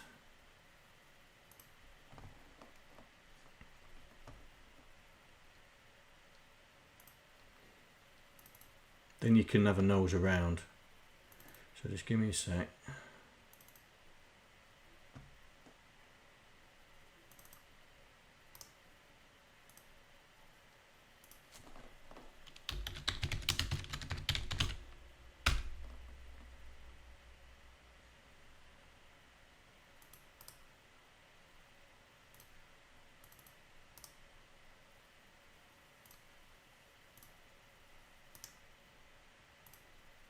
There you go.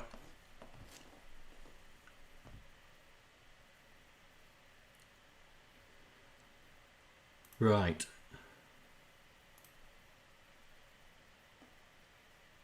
There we go. If you want to join me, there you go. There's the live share. You can have a look and nose around the code as much as you want then.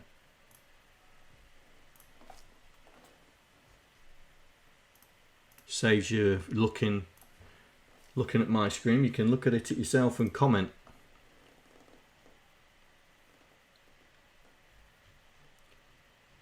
Where's this copyright routine? Did I label it? No, I didn't. Right. Right, so that means this is copyright. Display copyright.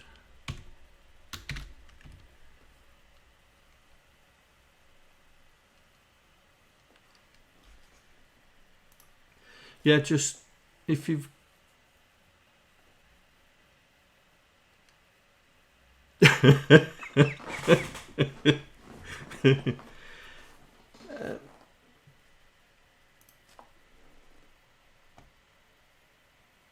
yeah, it's a new feature that you similar to that. What does Shallan use? Flu bits. It's similar to that. I think they nicked that idea from the flu bits people, and then incorporated it into VS Code.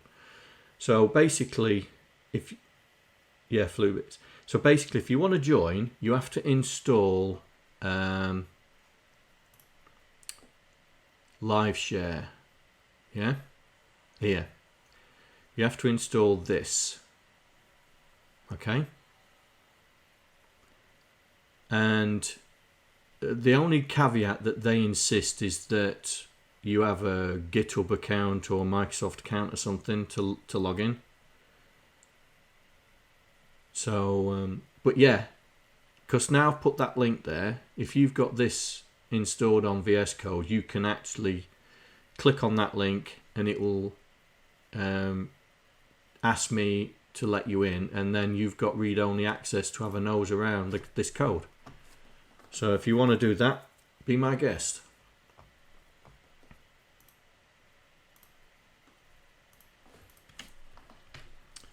So that's display copyright.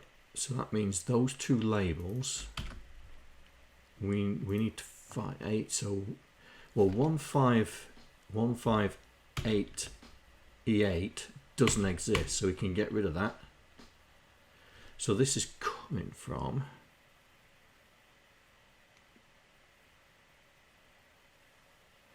Visual Studio. More than likely you've already signed in with Visual Studio, so you're already authenticated, but I think it's the same system, so you can use Visual Studio if you want.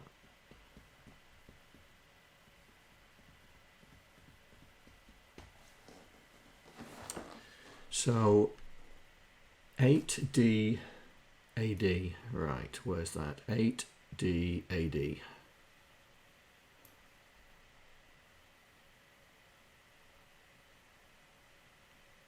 Here.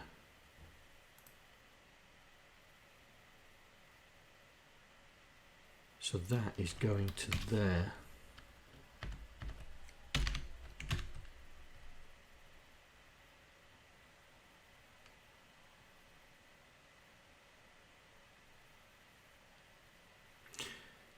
Yeah, probably.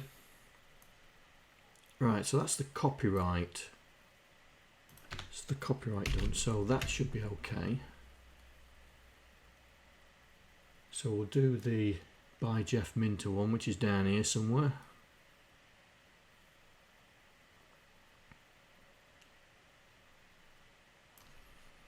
Here we go, by Jeff Minter. So we'll put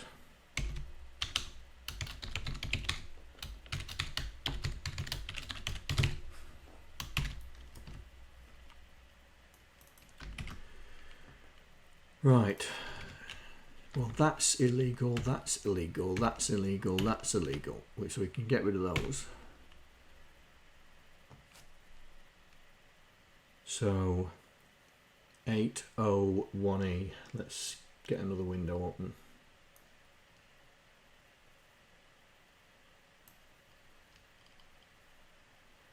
.801E. That's that one there.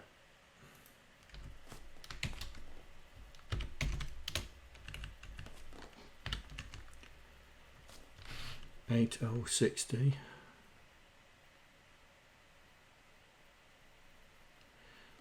Right, but it doesn't stop you being nosy around inside it. As flu bits tends to, when Shallan moves about, it sort of sinks back up. Here, I think you can just wander around. I think there's a little marker where I am currently in the file, I think. 60, 8060.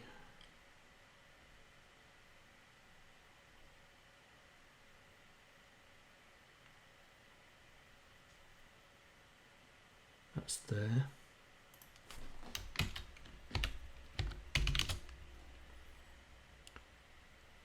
.8070. That's there.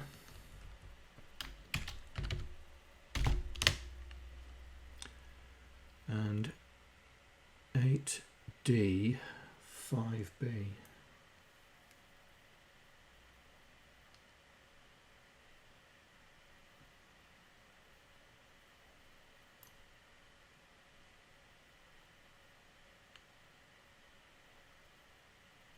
That's there. Oh, that's that routine that doesn't do anything.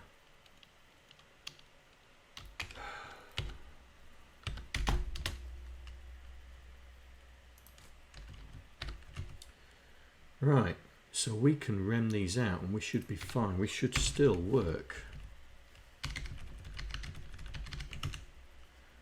Right, F6. Oh, we've got a failure. Can't open. Ah, that's because the file isn't in there yet.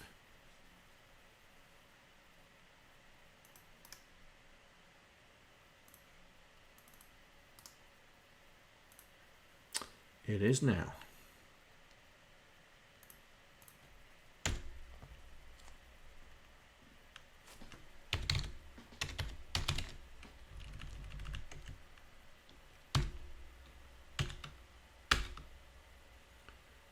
Well, we don't broken anything.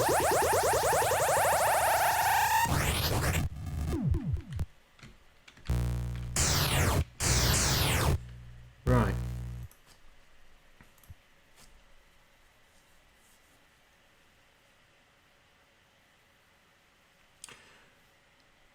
Does it allow you to edit? I know that in this live share I could open up an edit one, they call it collaboration. So we could have a collaboration one here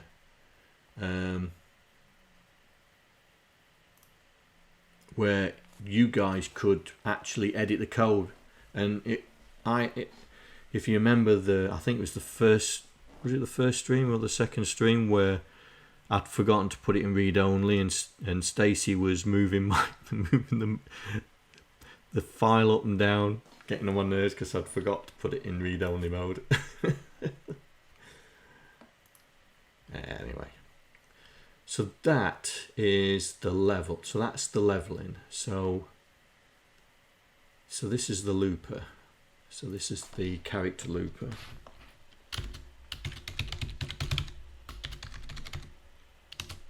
Minus. Oops.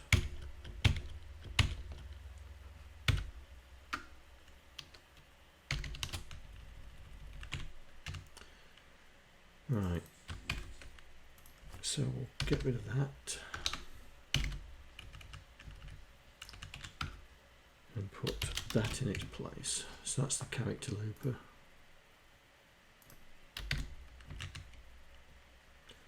What to do with that on the other one as well, isn't there?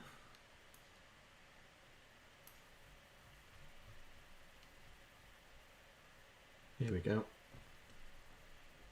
So this is DX back to here.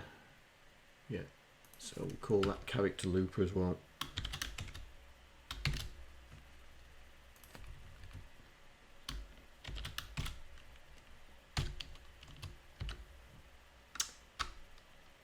Silly, come on.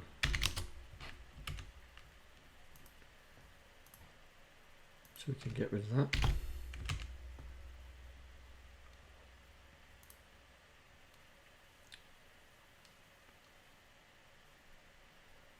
Just one caveat, don't get lost in the code, alright? If you get lost, give us a shout and I'll come and help you.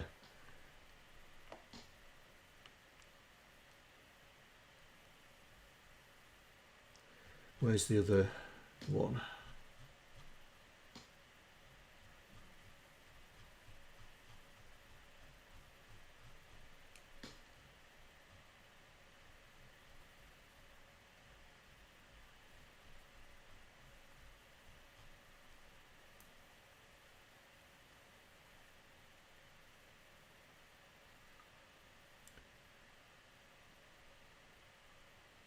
That's it there. Do the same there. Character looper.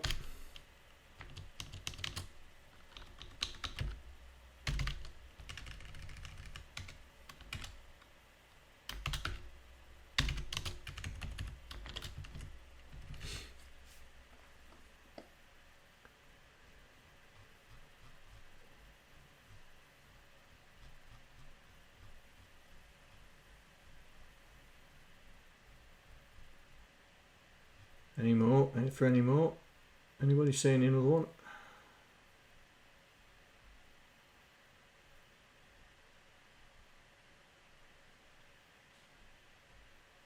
No, that's the end.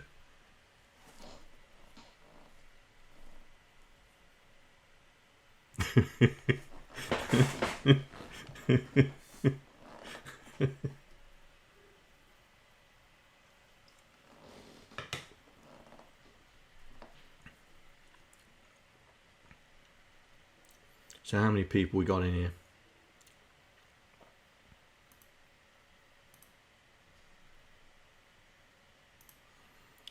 So how many have we got in here? 3. Got 3 people. Excellent. Right, let's see what else we can figure out. So Jeff Minter's code. So if we put a breakpoint, so we're going to display copyright. So if we go to there, go to definition. Right, so that's press 5 to start. So that is where we're going to be going next. So we'll put a breakpoint there. Right, so Shift F6.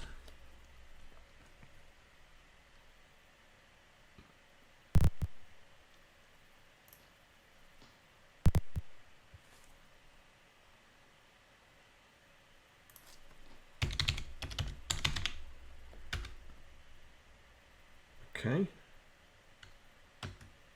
Did it break? No, it didn't, did it?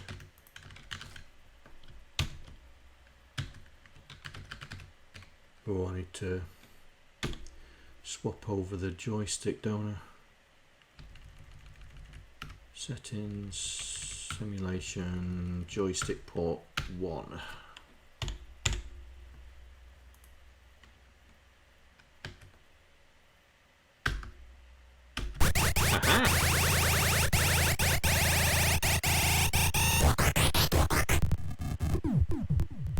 Cool.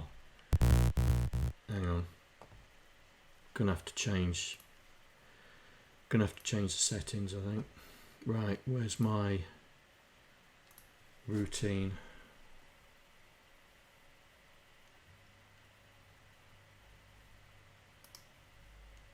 So we'll get it to go there.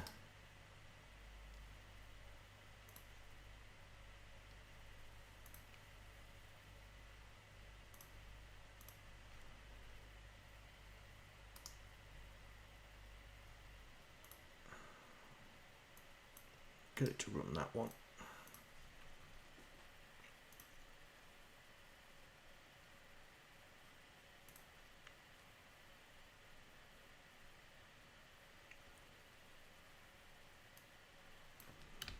Get it to run that.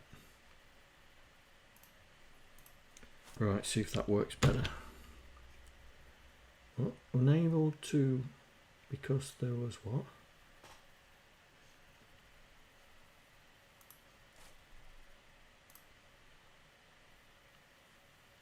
Oh.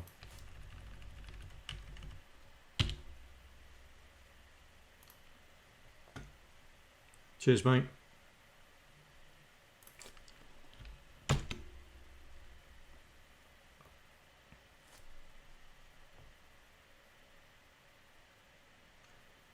Why is it not running it?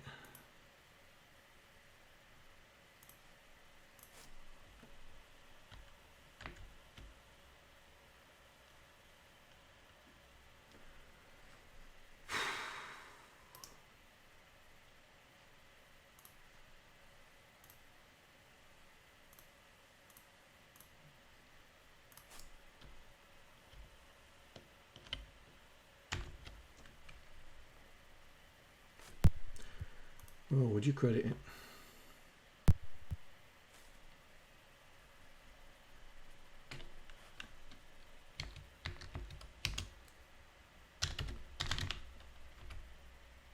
Yeah, it's not breaking. Why is it not breaking?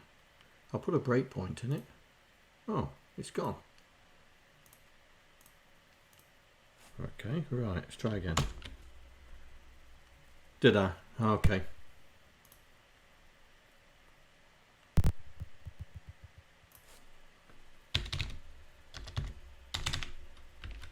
Ugh. There we go. So that, I think that's where we was up to. So we was up to there. So it's now going to go back. So let's get rid of that. Let's create another window. So it's going to go back to 8.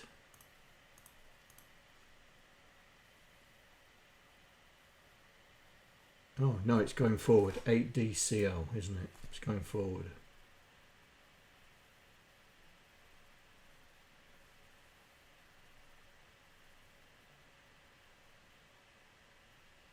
Here. Right, so it's coming here. So we're going from, yeah, 8, so we're going there. Okay, let's do that. F10. Now it's doing 8. Now it's jumped JSRing back. God, JSRing back to here.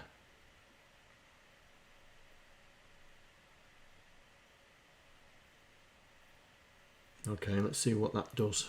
So JSR back. So loading 35, which currently has 1. Comparing it with 20. Branch if not equal to 808. Then it's loading 30 and storing it in 0557. Right. Okay. 0557, 0558, I think that's the leveling number. So 35, and what?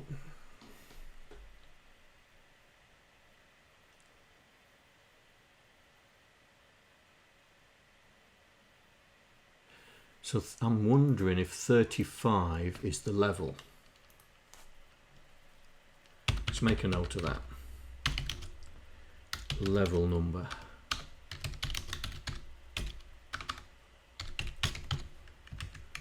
Because it's storing 0557 and 0558, which is 0 and 0, so it's blanking it out.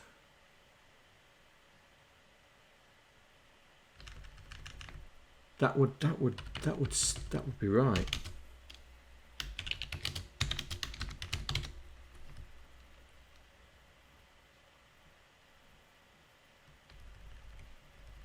So it's low. So if it's not equal to, so if it's 20, resets it back to 1. So we come here, we blank out, load X with the level. We increase 558, load 558, is it 3A? If it's not, it jumps to here, but if it is, it stores it, resets it back to 30, so 0, puts it back and then increases the next one. And then this does a, oh, right, okay. What? No, it's not the score, it's the level. So if we add level 5, right, so 35, where's 35? There it is, 01. So if I made that 05, oh, can't I change? 05.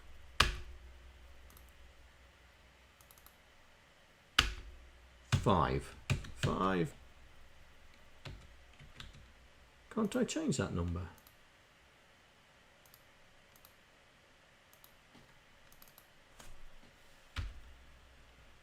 Zero, 5. That's better. If I change that to 5 now, and then just F11, I bet it comes up with level 5. Here we go, F11. Level 5. Ha ha ha ha. Right. So this is display the level. This is displaying the level.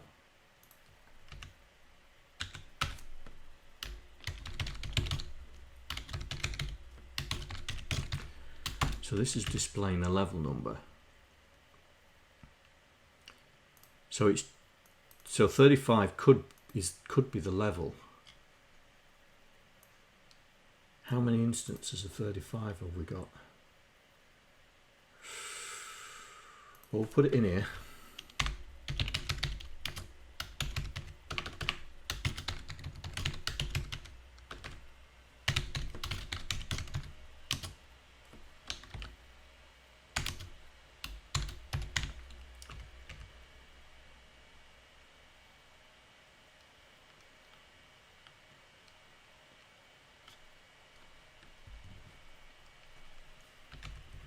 Right, so that's level 35. So that's the current level number. So it'd be interesting to see how many iterations we have of that. 14.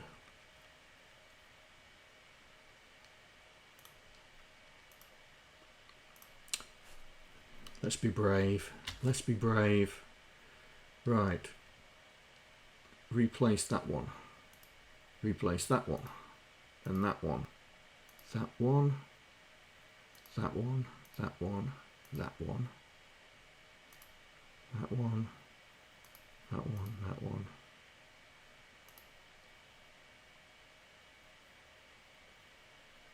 Hello.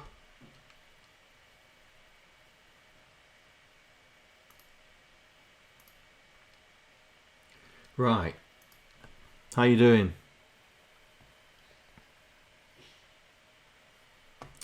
Right, let's see if I've broke it. Come on. F6. Are we still alive? Yep, it's still working.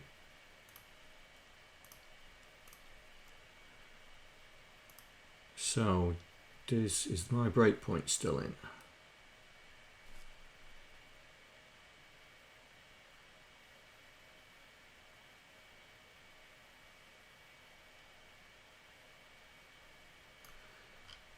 Did the breakpoint disappear?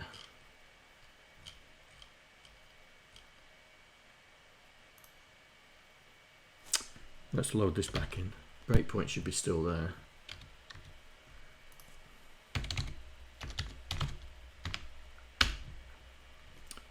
No, it ain't. Breakpoint's not there. Where was I? Display. We was up the top, weren't we?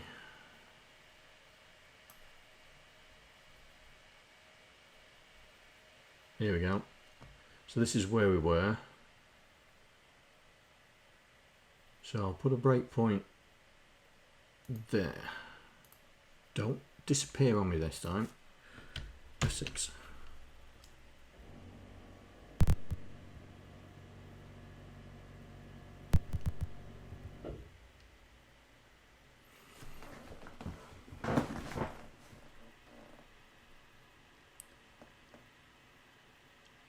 Well, you caught me live, in the flesh. I don't know how long I've been going though. 3 hours nearly. Wow. Having a ball. Hey, Dimex. Been working my way through the retro game book and having a real ball. Yeah, it's not the most technical book, but it's a book that will get you going building your own game. If you understand the macros and the Neptune Lander entire video series is based around that framework anyway. So and C64 Mark's on the stream, so he can help. Right, so this is the level. So we've proved by changing location 35 is the level number, but it's just weird how he's implemented it. Right, 0, 0, 5. So we've changed it to 5, so it's level 5. But the way he's implemented it, he's counting through it. Oh, I've pressed F11 like a wally. Load it back in.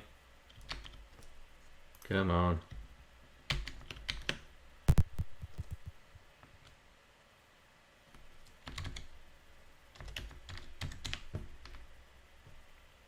Right. 05. Right, let's see if I can do it without hitting F11. Get off. Right. But he's running through it. Right, so he's initializing the 2 level numbers.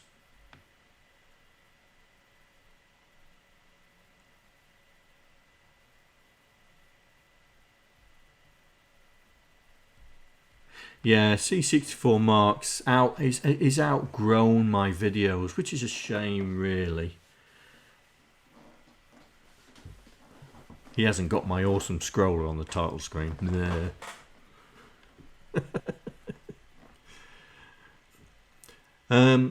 So he initializes the 2 digits for the leveling, and then he loops through and increases them.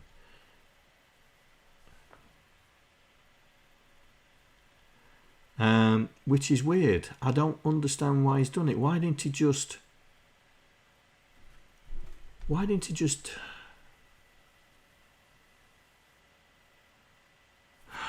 Gosh, it's a long-winded way of doing it.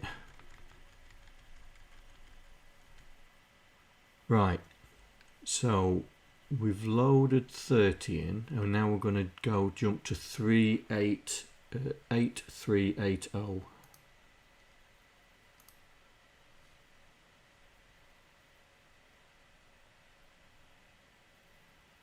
Oh, thanks, Grady Defend, for doing that.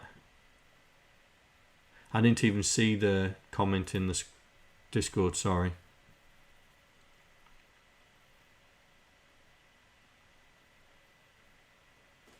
We think, by looking at the code, yes, it looks like he could have done it in the machine code monitor or used some sort of compiler. Right, I forgot where I was going. 8380. So we'll leave that where we are, and this is where we're going. 8380.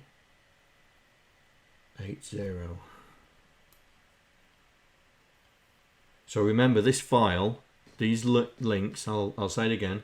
The first number is the current location. The second number is where we're going to.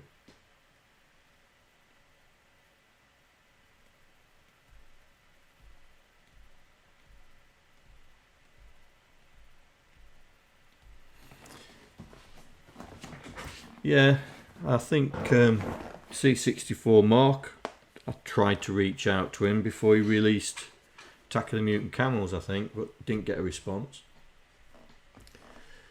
Right, so what's this doing? So it's loading A. It's loading A and comparing it with 0. Okay. Let's see, F10. Loading A. 8380.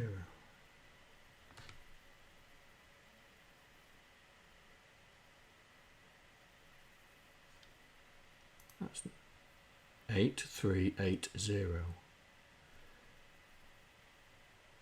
Ooh. I'm too early, am I?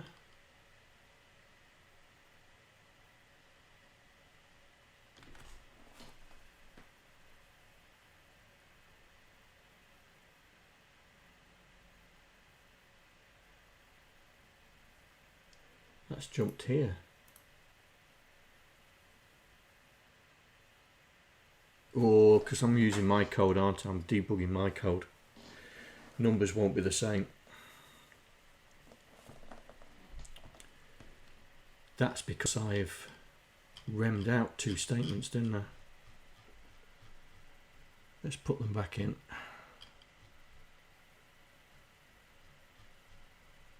Here, these. Let's put them back in.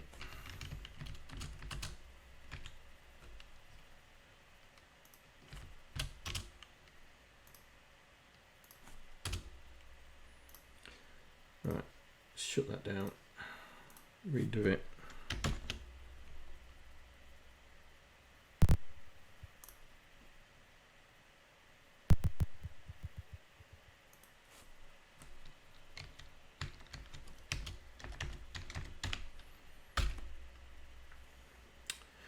Right, 35, we'll make 5, 8, 5, F10. So we'll go through.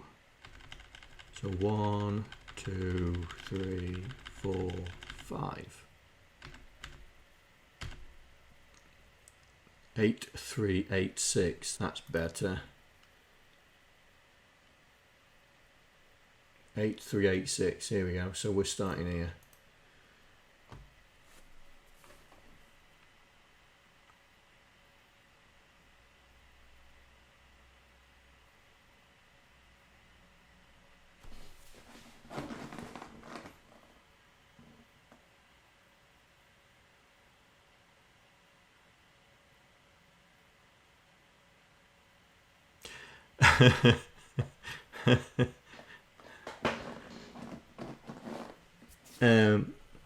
Yeah, that's actually in the code. When you disassemble it, that is actually in the code.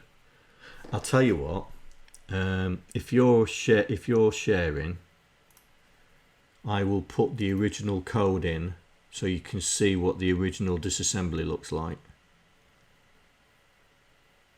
Right, I think it's that one. And then you'll be able to see that those spurious lines, there we go, it's now in. So here, this GridRunner original is the original assembly. And if you look at 8172, so if we find 8172,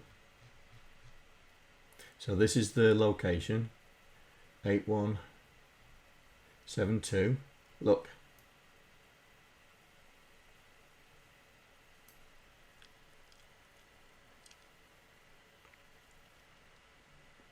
It's in the original code. That's why I remmed it out, because I thought, why have we got it in there?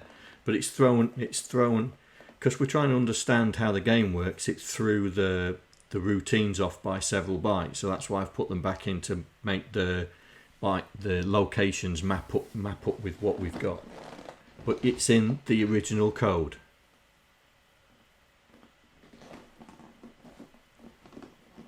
This is Jeff Minter with this fog, as I called it. Right, so where were we? Oh yeah, so we're now running 8386. 8386, which is here. So we're loading 0, storing it in 30. Then we're decreasing it, and then we're going back. So this is a delay. Right. This is a 2-stage delay. Because he's loading 0, storing it in 30, yeah? And then he's decrementing 30 and then looping back round. So that's stage 1. So he's doing a 255 delay, loop delay, and then he moves on. And because it would have now reset to 0, because it's, branch if not equal to 0, but it would have been 0, he's then doing another delay. So this is a 2-stage delay. Right, so that is what we will put here. So 2-stage 255 delay.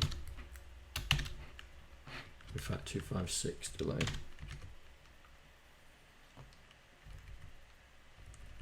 So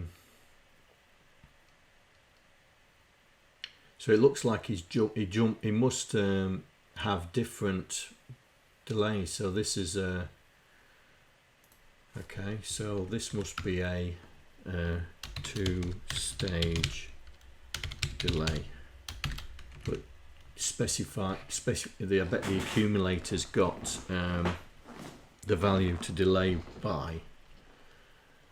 Now this is an illegal address, so we can get rid of that, and these two are, so we can get rid of that. So this is going to be delay loop 1. Whoa. Leave it in, John.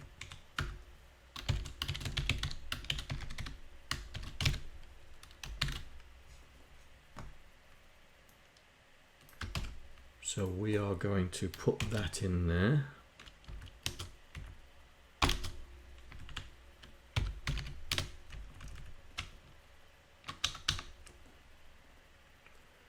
And rem that out because we don't need it now.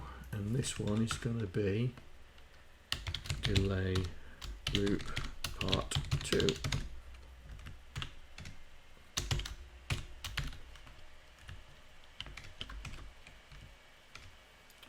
Rem that out,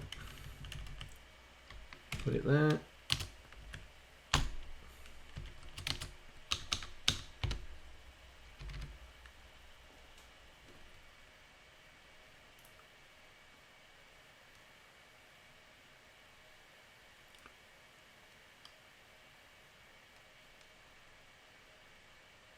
Where's that coming from?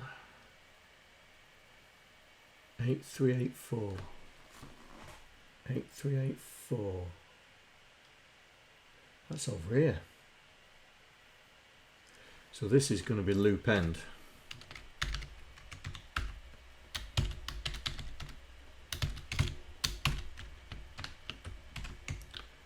Which is coming from up here.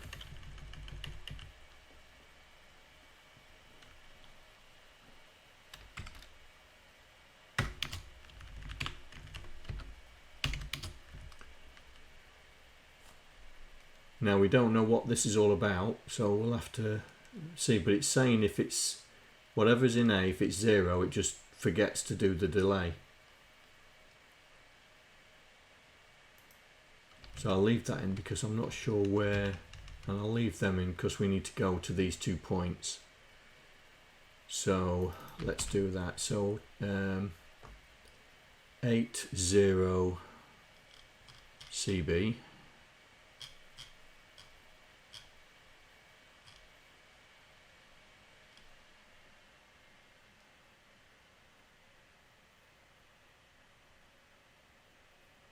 That's here. So that's doing a 2-stage delay. I don't know why it keeps doing that. So that's doing a 2-stage delay there, and the other place, so we can rem that one out now.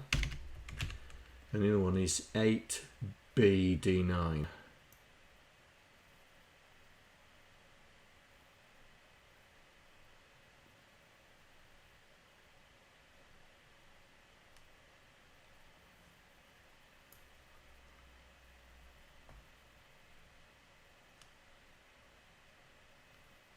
Does my string go fuzzy?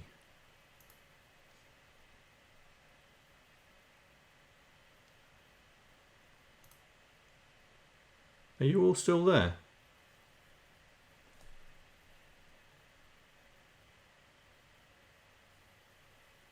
Yeah, something's...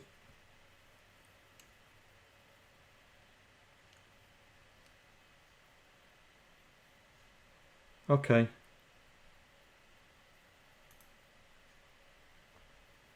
My stream's gone all fuzzy. Oh well, if you're still there, that's fine.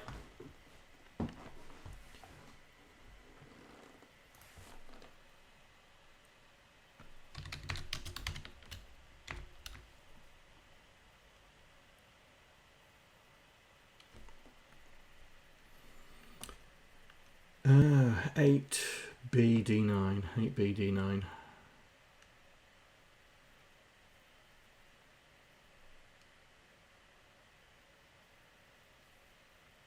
That's here.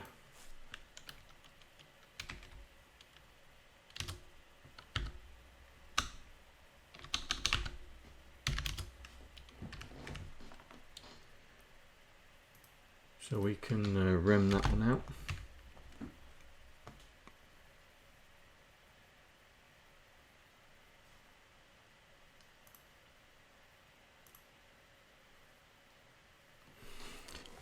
Yeah,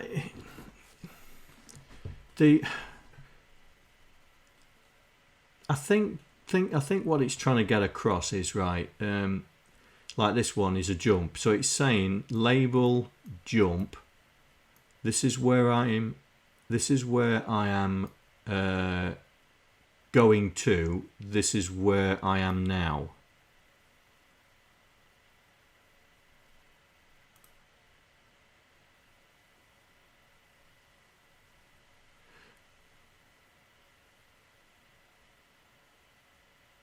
Now I think it's the other way around.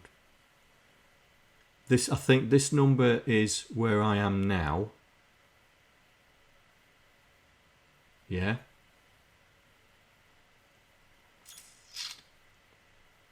Because the next, yeah, this is, oh, is it? Oh no. Yeah, I think you're right. I think you're right.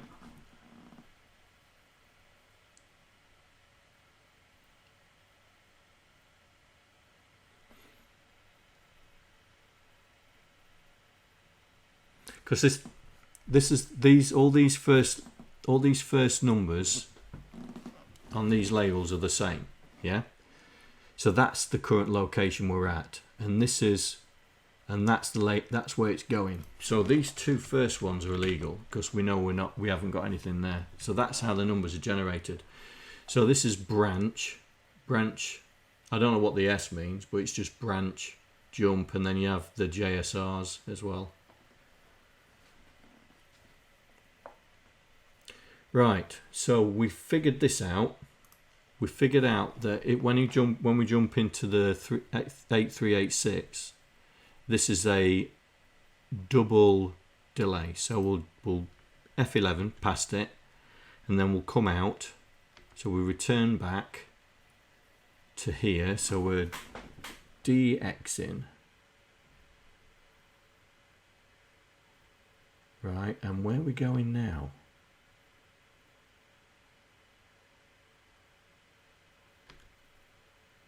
All right, so it's doing a double delay. That's hex 30 times, isn't it? 80C9.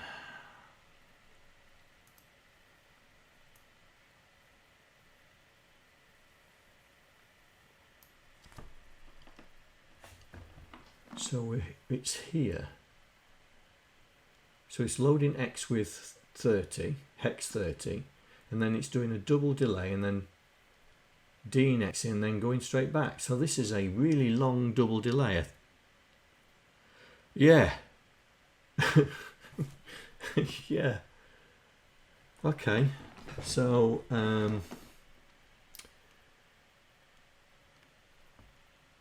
yeah. So we'll call this delay looper.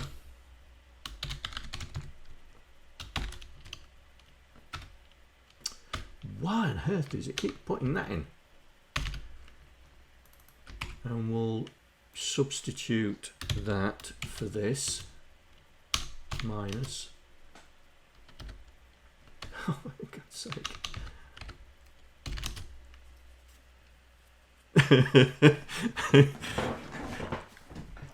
He's starting to understand. I've been trying to say this quite a while. So yeah, it's oh, Cave's getting trapped. Here we go. Go that way. Need a drink.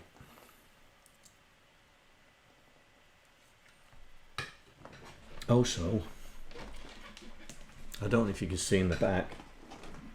Can you see behind me?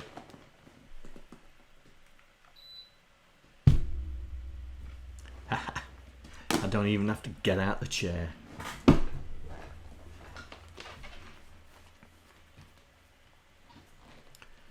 Oh, that's nice. Nice cool breeze.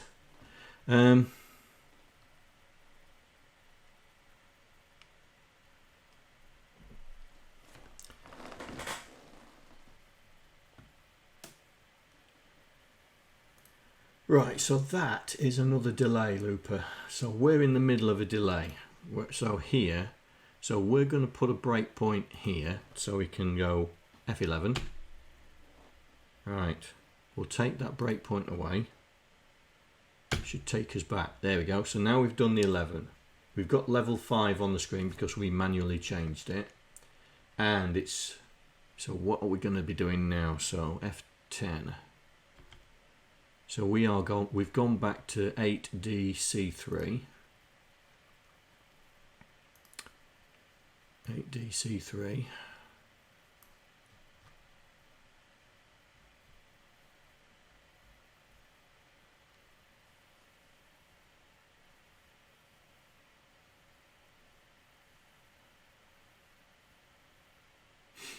It would be nice to be able to talk and ask him these questions, I tell you. What was you thinking when you wrote that? Why all the LDA stores to the same location, you know, and see what he said. I would laugh if he said, well, at the time I was high as a kite. Can't remember. That would be so cool. Right, where am I? 8DC3. 8DC3. So we are here. So we've just done the 80AO. That's this one. So we're now jumping to 8DBO. Where are we going now? Oh, up here. Aha! Aha! Okay, so F10. Jump to that. Now we're loading DC11. Hey, there's that, the joystick. DC11.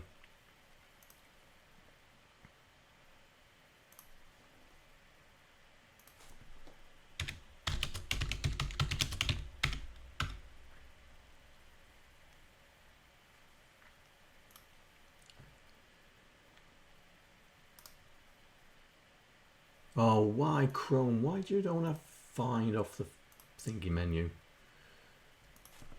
DC11. What? Why don't you go back? DC11.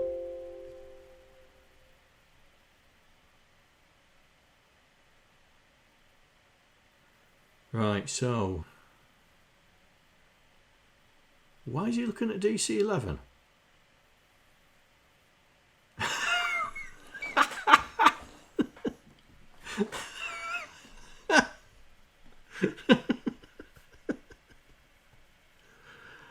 Oh, why is he looking at DC11? What? Okay, okay. So it's DC1.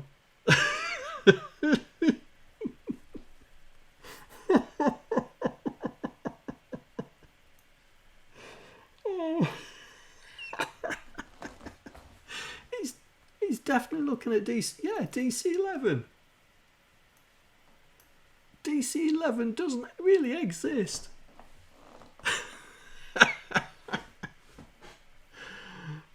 Oh, what?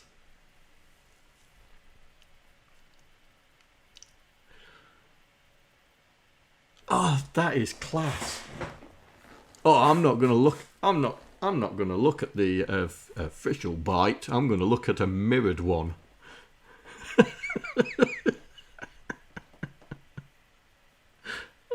Yeah, exactly. It's imaged, isn't it? DC00 to DCOF, right, is the actual CIA, but then DC10 is another mirror of it, then DC20 is another mirror, and 3. But why not just talk to DC01 instead of DC11? Is he thinking if other people are using DC01 that he can't use it, so he's going to use DC11?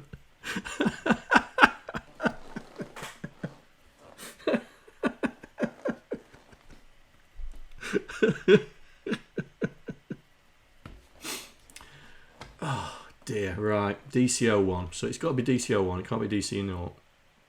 So it's joystick port 1. Right, so what is he doing? He's comparing it with EF. Okay, let's get my brain into gear. What's EF? Oh, I can't be bothered.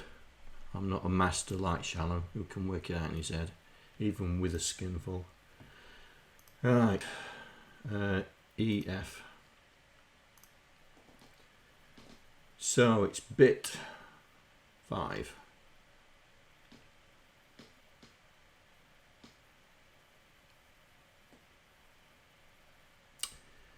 So he's checking for all of them to be on. So, oh, he's checking for nothing being pressed.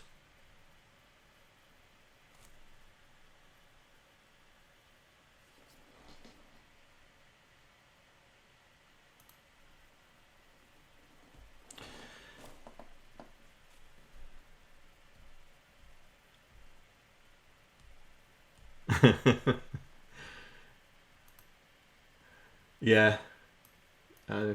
Yeah, enough said about that.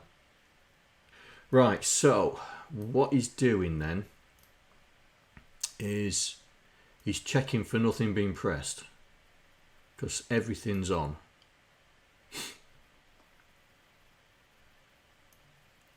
So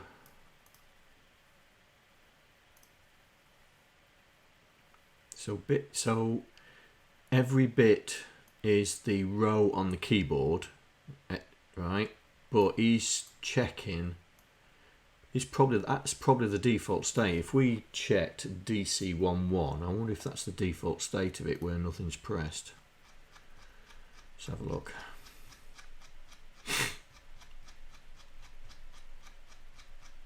Is FF the default?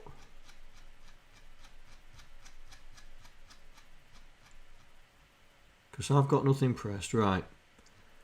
Are we looking at DC11 or DC01? Oh yeah, you're right. FF.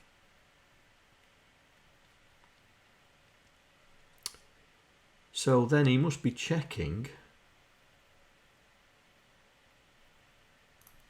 So he's checking for that that bit to be pressed then.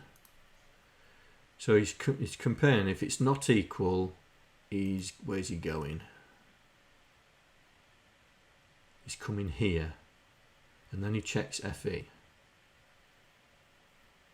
If that's not equal, does he go back? Yes, he goes back. So this is the loop back round. But if it is equal to FE, he's increasing. Oh, he's got a secret code. He's got a secret key. Ooh. There's a secret function in there that increases the level number. What's FE? What's FE?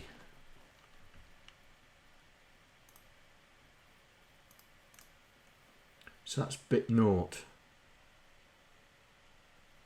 Where's that to memory map gone? Oh, joystick up.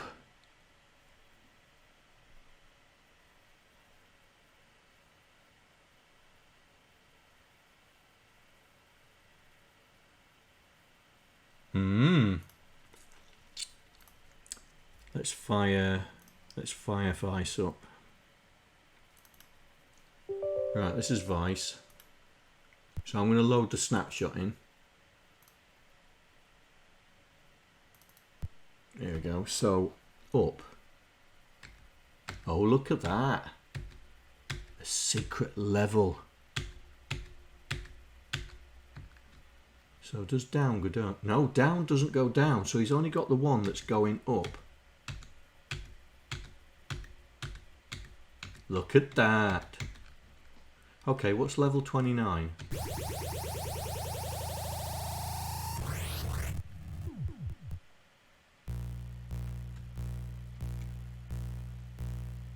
Oh my god, that laser's on all the time near enough.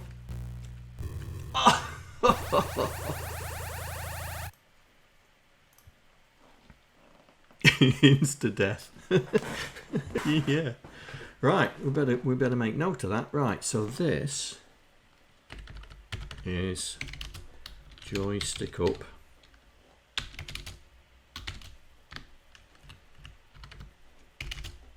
Increase level number.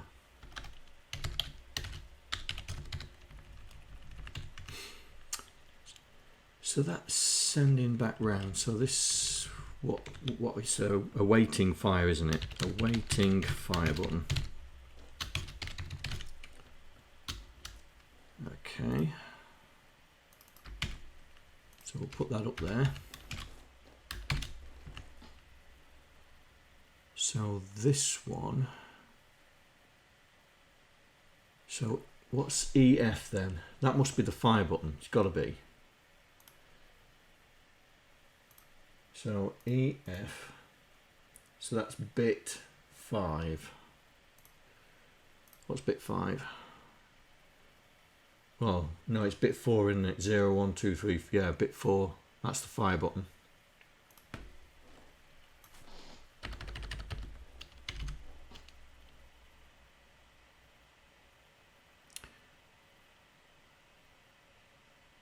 Cheers, matey. It's good to know that is. So fire button, and if it's not equal, then we'll go here, and we'll call this see if up is pressed.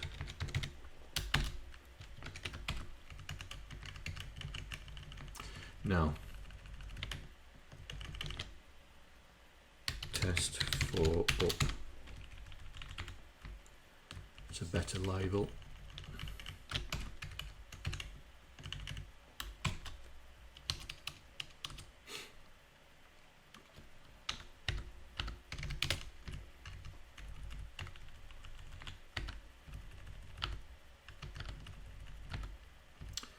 Right, so that's test for up. And why is that go? Why is that complaining? Because I've missed something, which is that.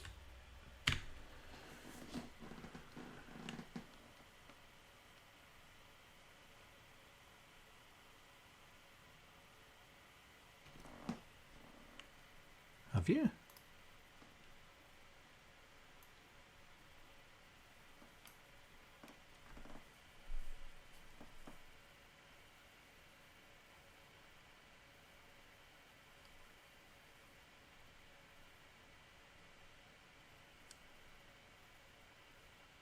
Oh, you Mark's got in there. No way. Oh, another one.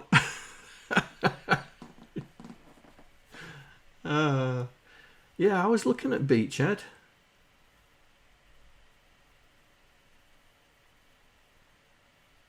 I'll be in there soon. After I've done this. Hey, something to work to. Right, hang on, mate. Hang on. I'm...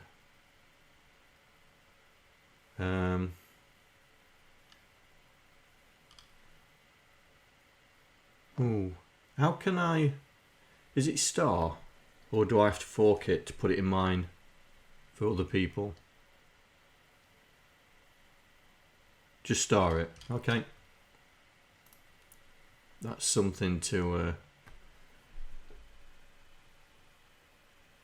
Yeah, I've got the code for that. I've got the code for that because me and him talk about it. I got the code for that because I nicked it off him. Mine are 249. Oh, I remember that game, but I played it on the Atari 800. Yeah, I can join the Masters. I'm getting there.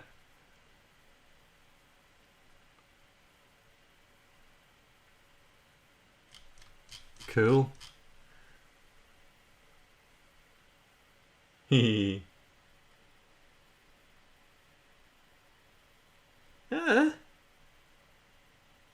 It's good that there's a place where you can do this. Because it's interesting to see. I mean, Centipede. Oh, great game. But the code behind it is just so simple.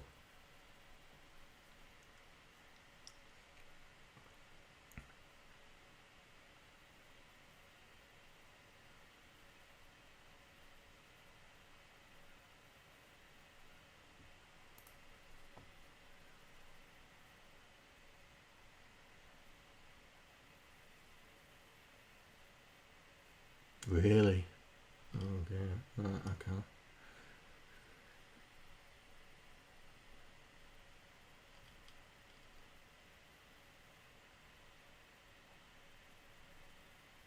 Whose is this?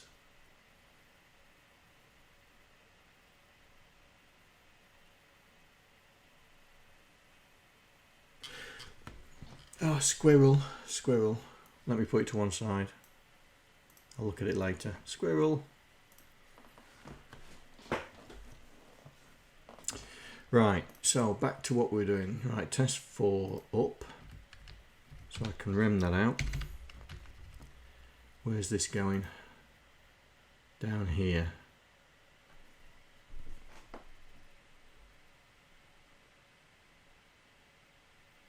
So if it's anything else, it decreases the level number, but I didn't get it to decrease the level number. Did I do something wrong? Let's do that again.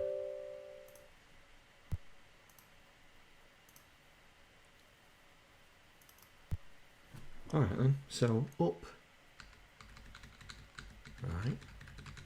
So according to the code, if it's not fire, if it's anything else, it should decrease.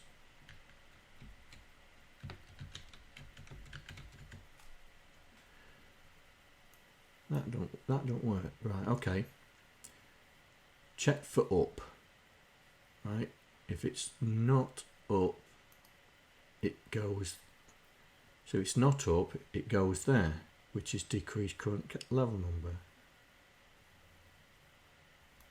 Jump. Oh, where's that jumping to?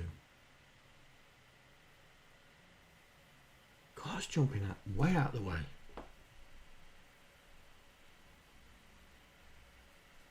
That's jumping up here. E5. Here.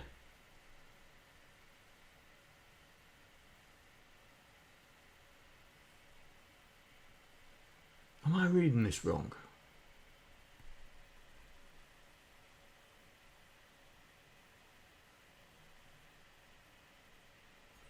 Okay, take care. Have a enjoy your snooze. I think my other half has gone to bed as well. I'll have to pack it in soon.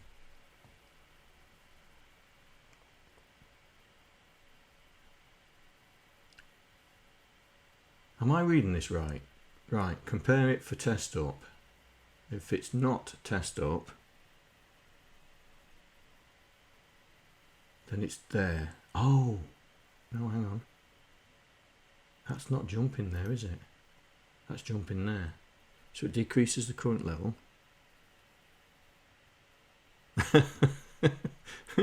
Is Shallan? Shallan's not streaming, is he?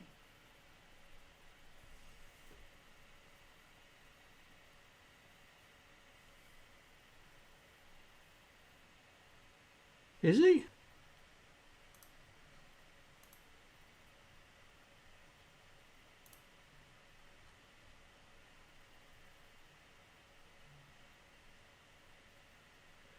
Oh, is it?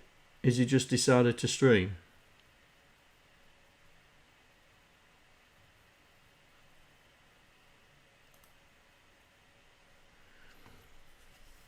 No, it's basically saying, yeah, D5. It is basically saying if it's not equal to the fire button, right? So this must be equal to the fire, right? It's the fire button. This is the fire button mechanism, right? So, right, ignore that. That's illegal, right? So this is the fire button. Fire button pressed.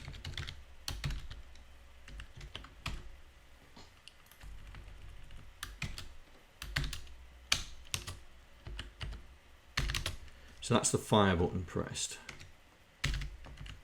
Oops.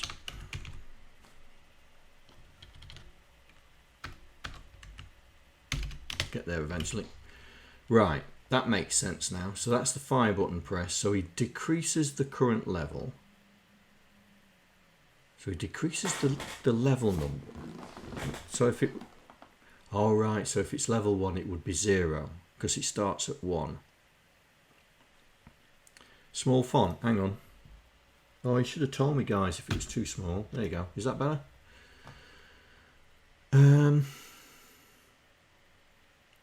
So if it's level 1, he decreases it to 0, and then he jumps to the start, which is over here. 80E5, which is here. So this is the start of the game then. So this routine is the start of the game.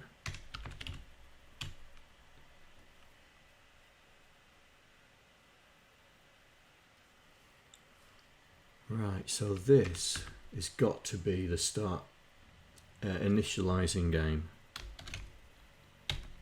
No, initializing level. No.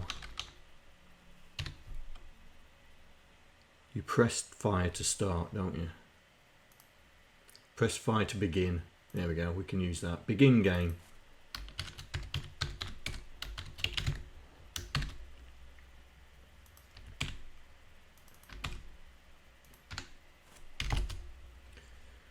That's that. So begin game.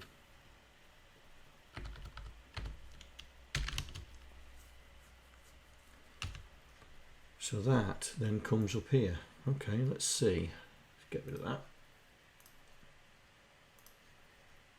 So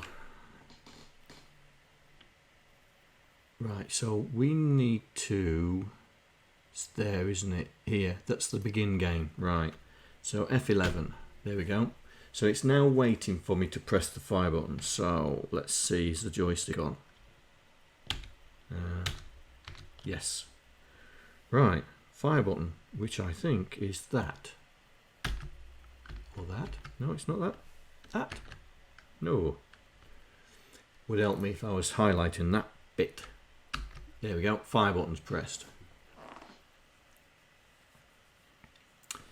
So F10 jumps to beginning the game. So we're loading 34 into 0427. 0427, that's the second line down, isn't it? 034, that's the number 4, isn't it? Okay. So 0427, I'm just wondering if that's the end of the line. No, it can't be. 27. 40. 40 is not 27, isn't it? 20, hex 22. Hex 22 is 32, 34. Yes, it is, isn't it? 28. 28's the next line. So yeah, it's initializing this byte here in the corner. So that must be 4 lives. So 0427 is the number of lives. Right. I wonder how many instances of that we've got. Find. Oh.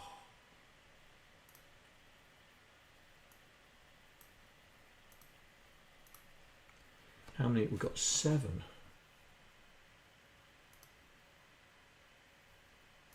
Right, so 0427 is number of lives.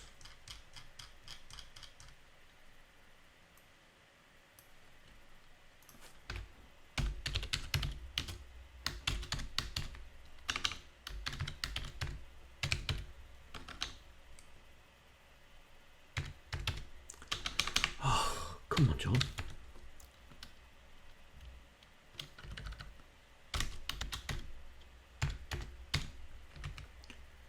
Right, so we will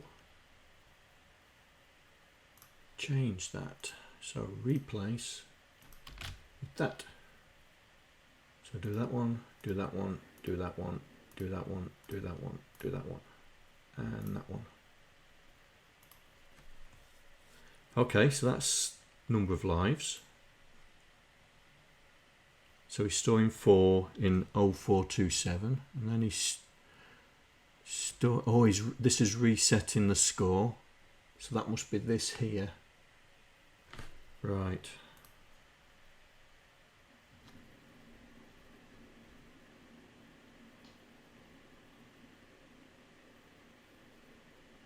Where are we? 80EC.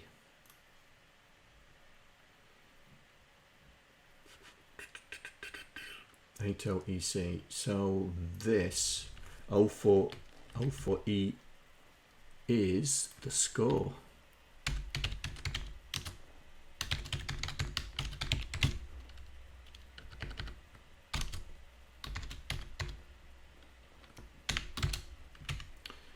So I wonder how many iterations of that we've got.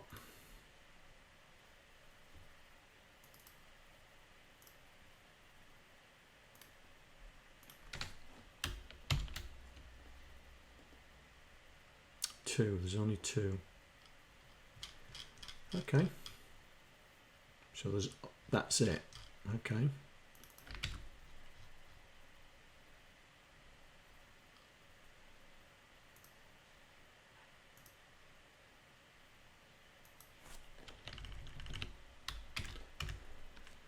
So that's resetting the scoreboard. Okay, so we are moving back to there. So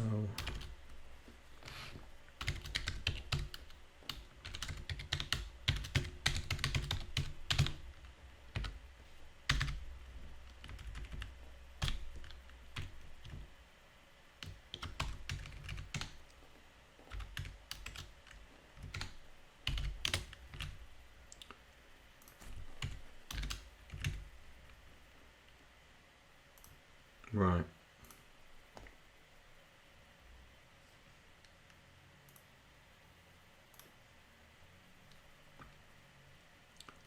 So if we run through that, that should do it 7 times. So 1, 2, 3, 4, 5, 6, 7. So let's change that. Oh, come on.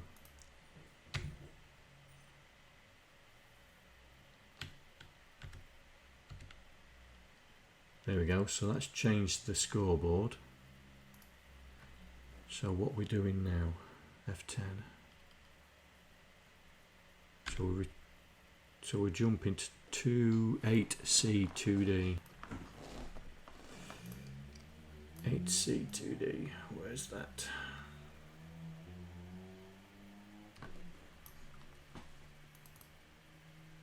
That's down the bottom. There it is. Oh, this is where he's resetting the stack, isn't it? Right, so this is where he's resetting the stack. But I don't know why. What's he doing further on?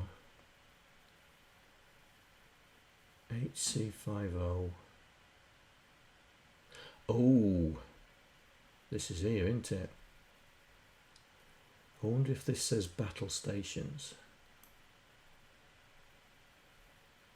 Okay, BATTLE space. Yeah, so that's battle stations. Right, so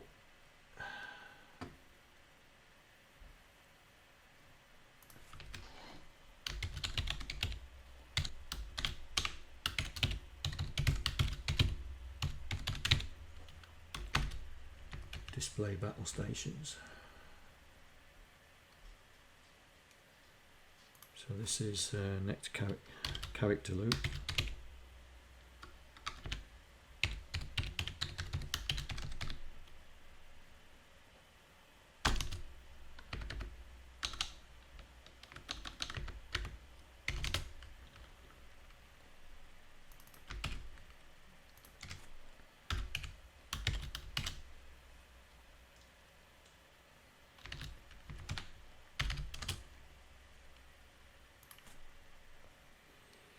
Right, so that's displaying battle stations, which is here.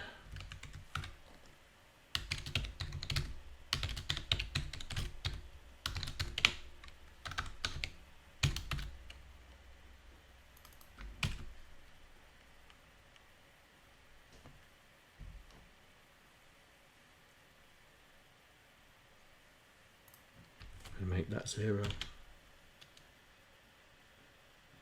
No, I can't make that 0.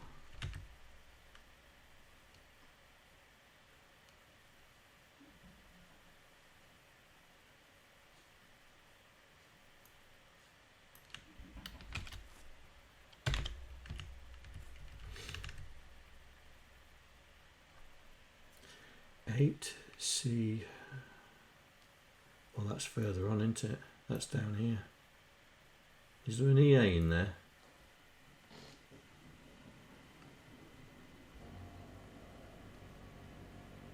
Right, so that's further down. 5, 1, 2, 3, 4, 5, 6, 7, 8, 9A, B, C, D, E, F, 0. That's there. 1, 2. That's the next line. Right, let's see. Let's load the other one back up. What was the second line? Can anyone remember?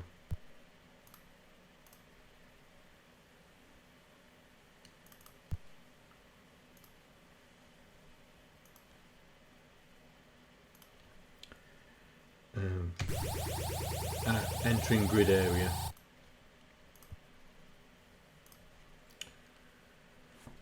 Right, so entering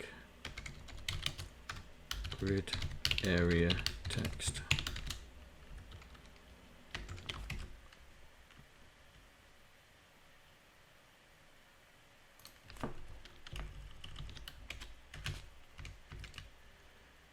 Right,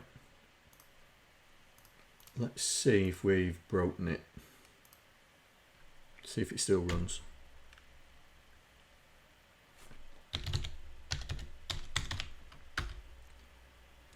Go. Press fire.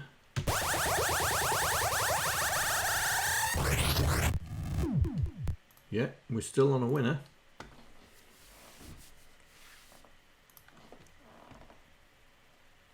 Okay, where are we now? So we've done the printing, I think. Have we done the printing? F10. No, we haven't done the printing yet. So that's going to be this. So we are going to breakpoint there. F11. So that's now put the text on the screen. It's done this.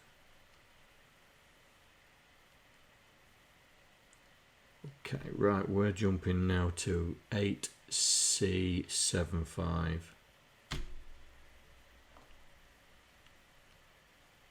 8C75, what's that doing?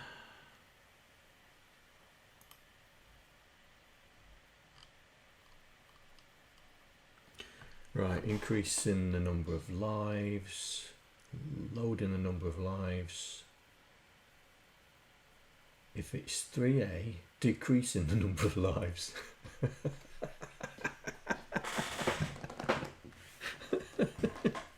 So if you do really good and not lost a life and you've gained lives, there's a limit. And that's 9.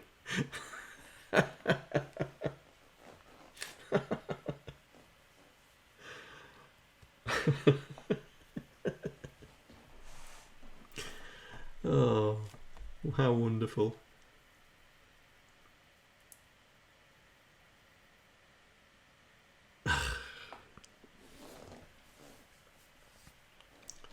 Alright then, so that's limiting the number of lives you've got. Okay, so it loads, it increases it, loads it, compares it with 3A. If it doesn't equal, then it increases the level number, loads it. If it's not, then decreases it, and then displays it, the level number.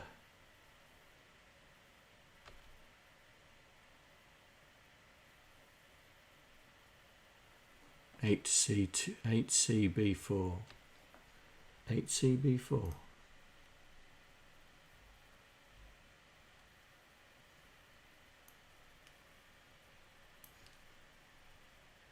What?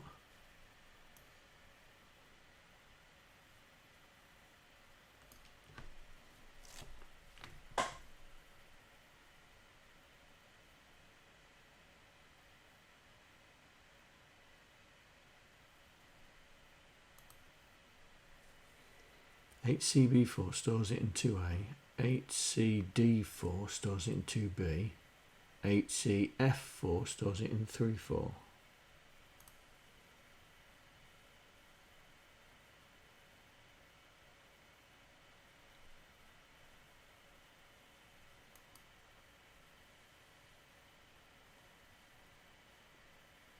Right.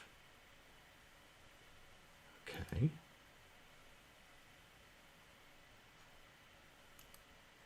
So the first one's B4, so 5. 6, 7, 8, 9, A, B, C, D, E, F.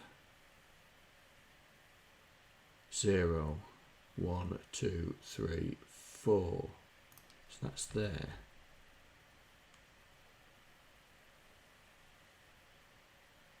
B, C, D. Oh, so it's 2, 4, 5, 6, 7, 8, 9, A, B, C, D, E, F, 0, 1, 2, 3, 4. So that's there. So if I just do that,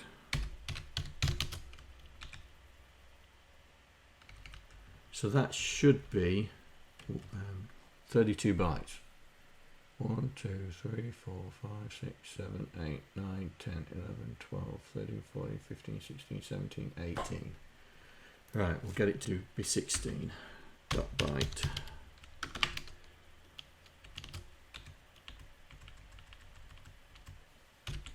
So that should be, oh, bang on, look at that, A. So we'll do the same thing again because it looks like there's 3 sets. So we'll do the same thing again.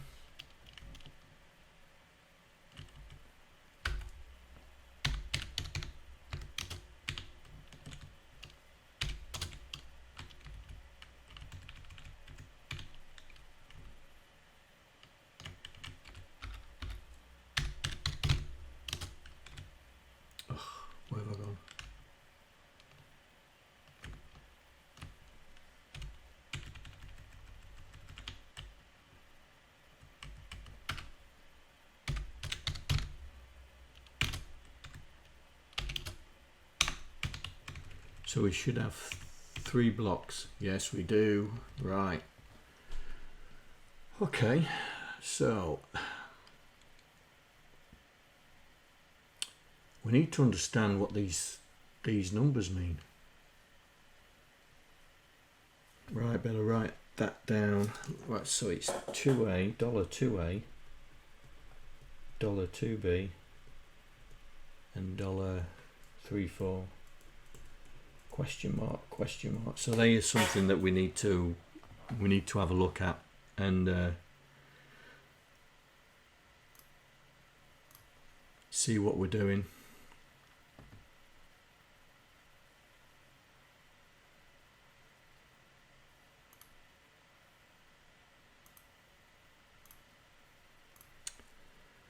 Right. What I'm going to do is, where are we? We are there. So I'll say we're there. 8C, 8C. So 8C, 8C, which is here.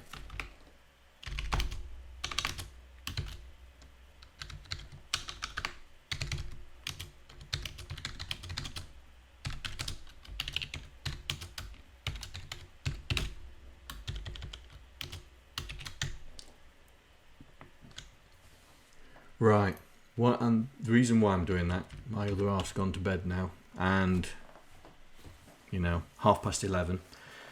So we'll call it a day for this, because it's been how long? 4 hours. 4 hours. All right, and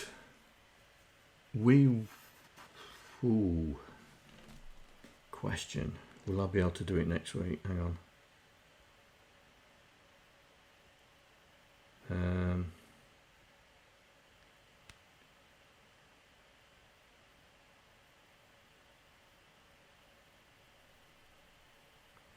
We'll see if I'll be able to 4 hours in Minterland. We'll see if, where's my other phone? Hang on. Yes, I got more than one phone.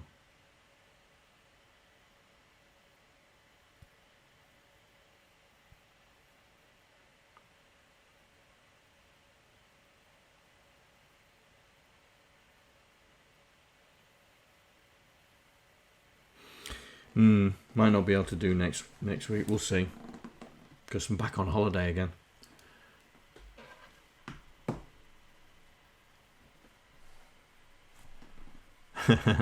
No, the other half's in bed. So what I'm going to do is, Shallan still playing?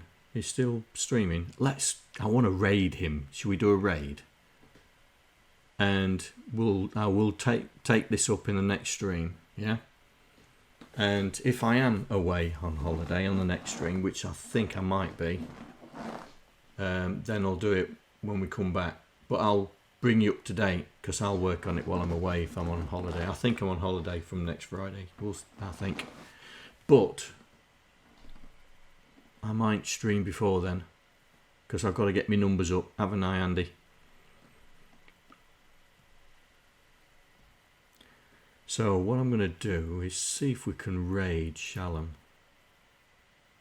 Yes, he's there.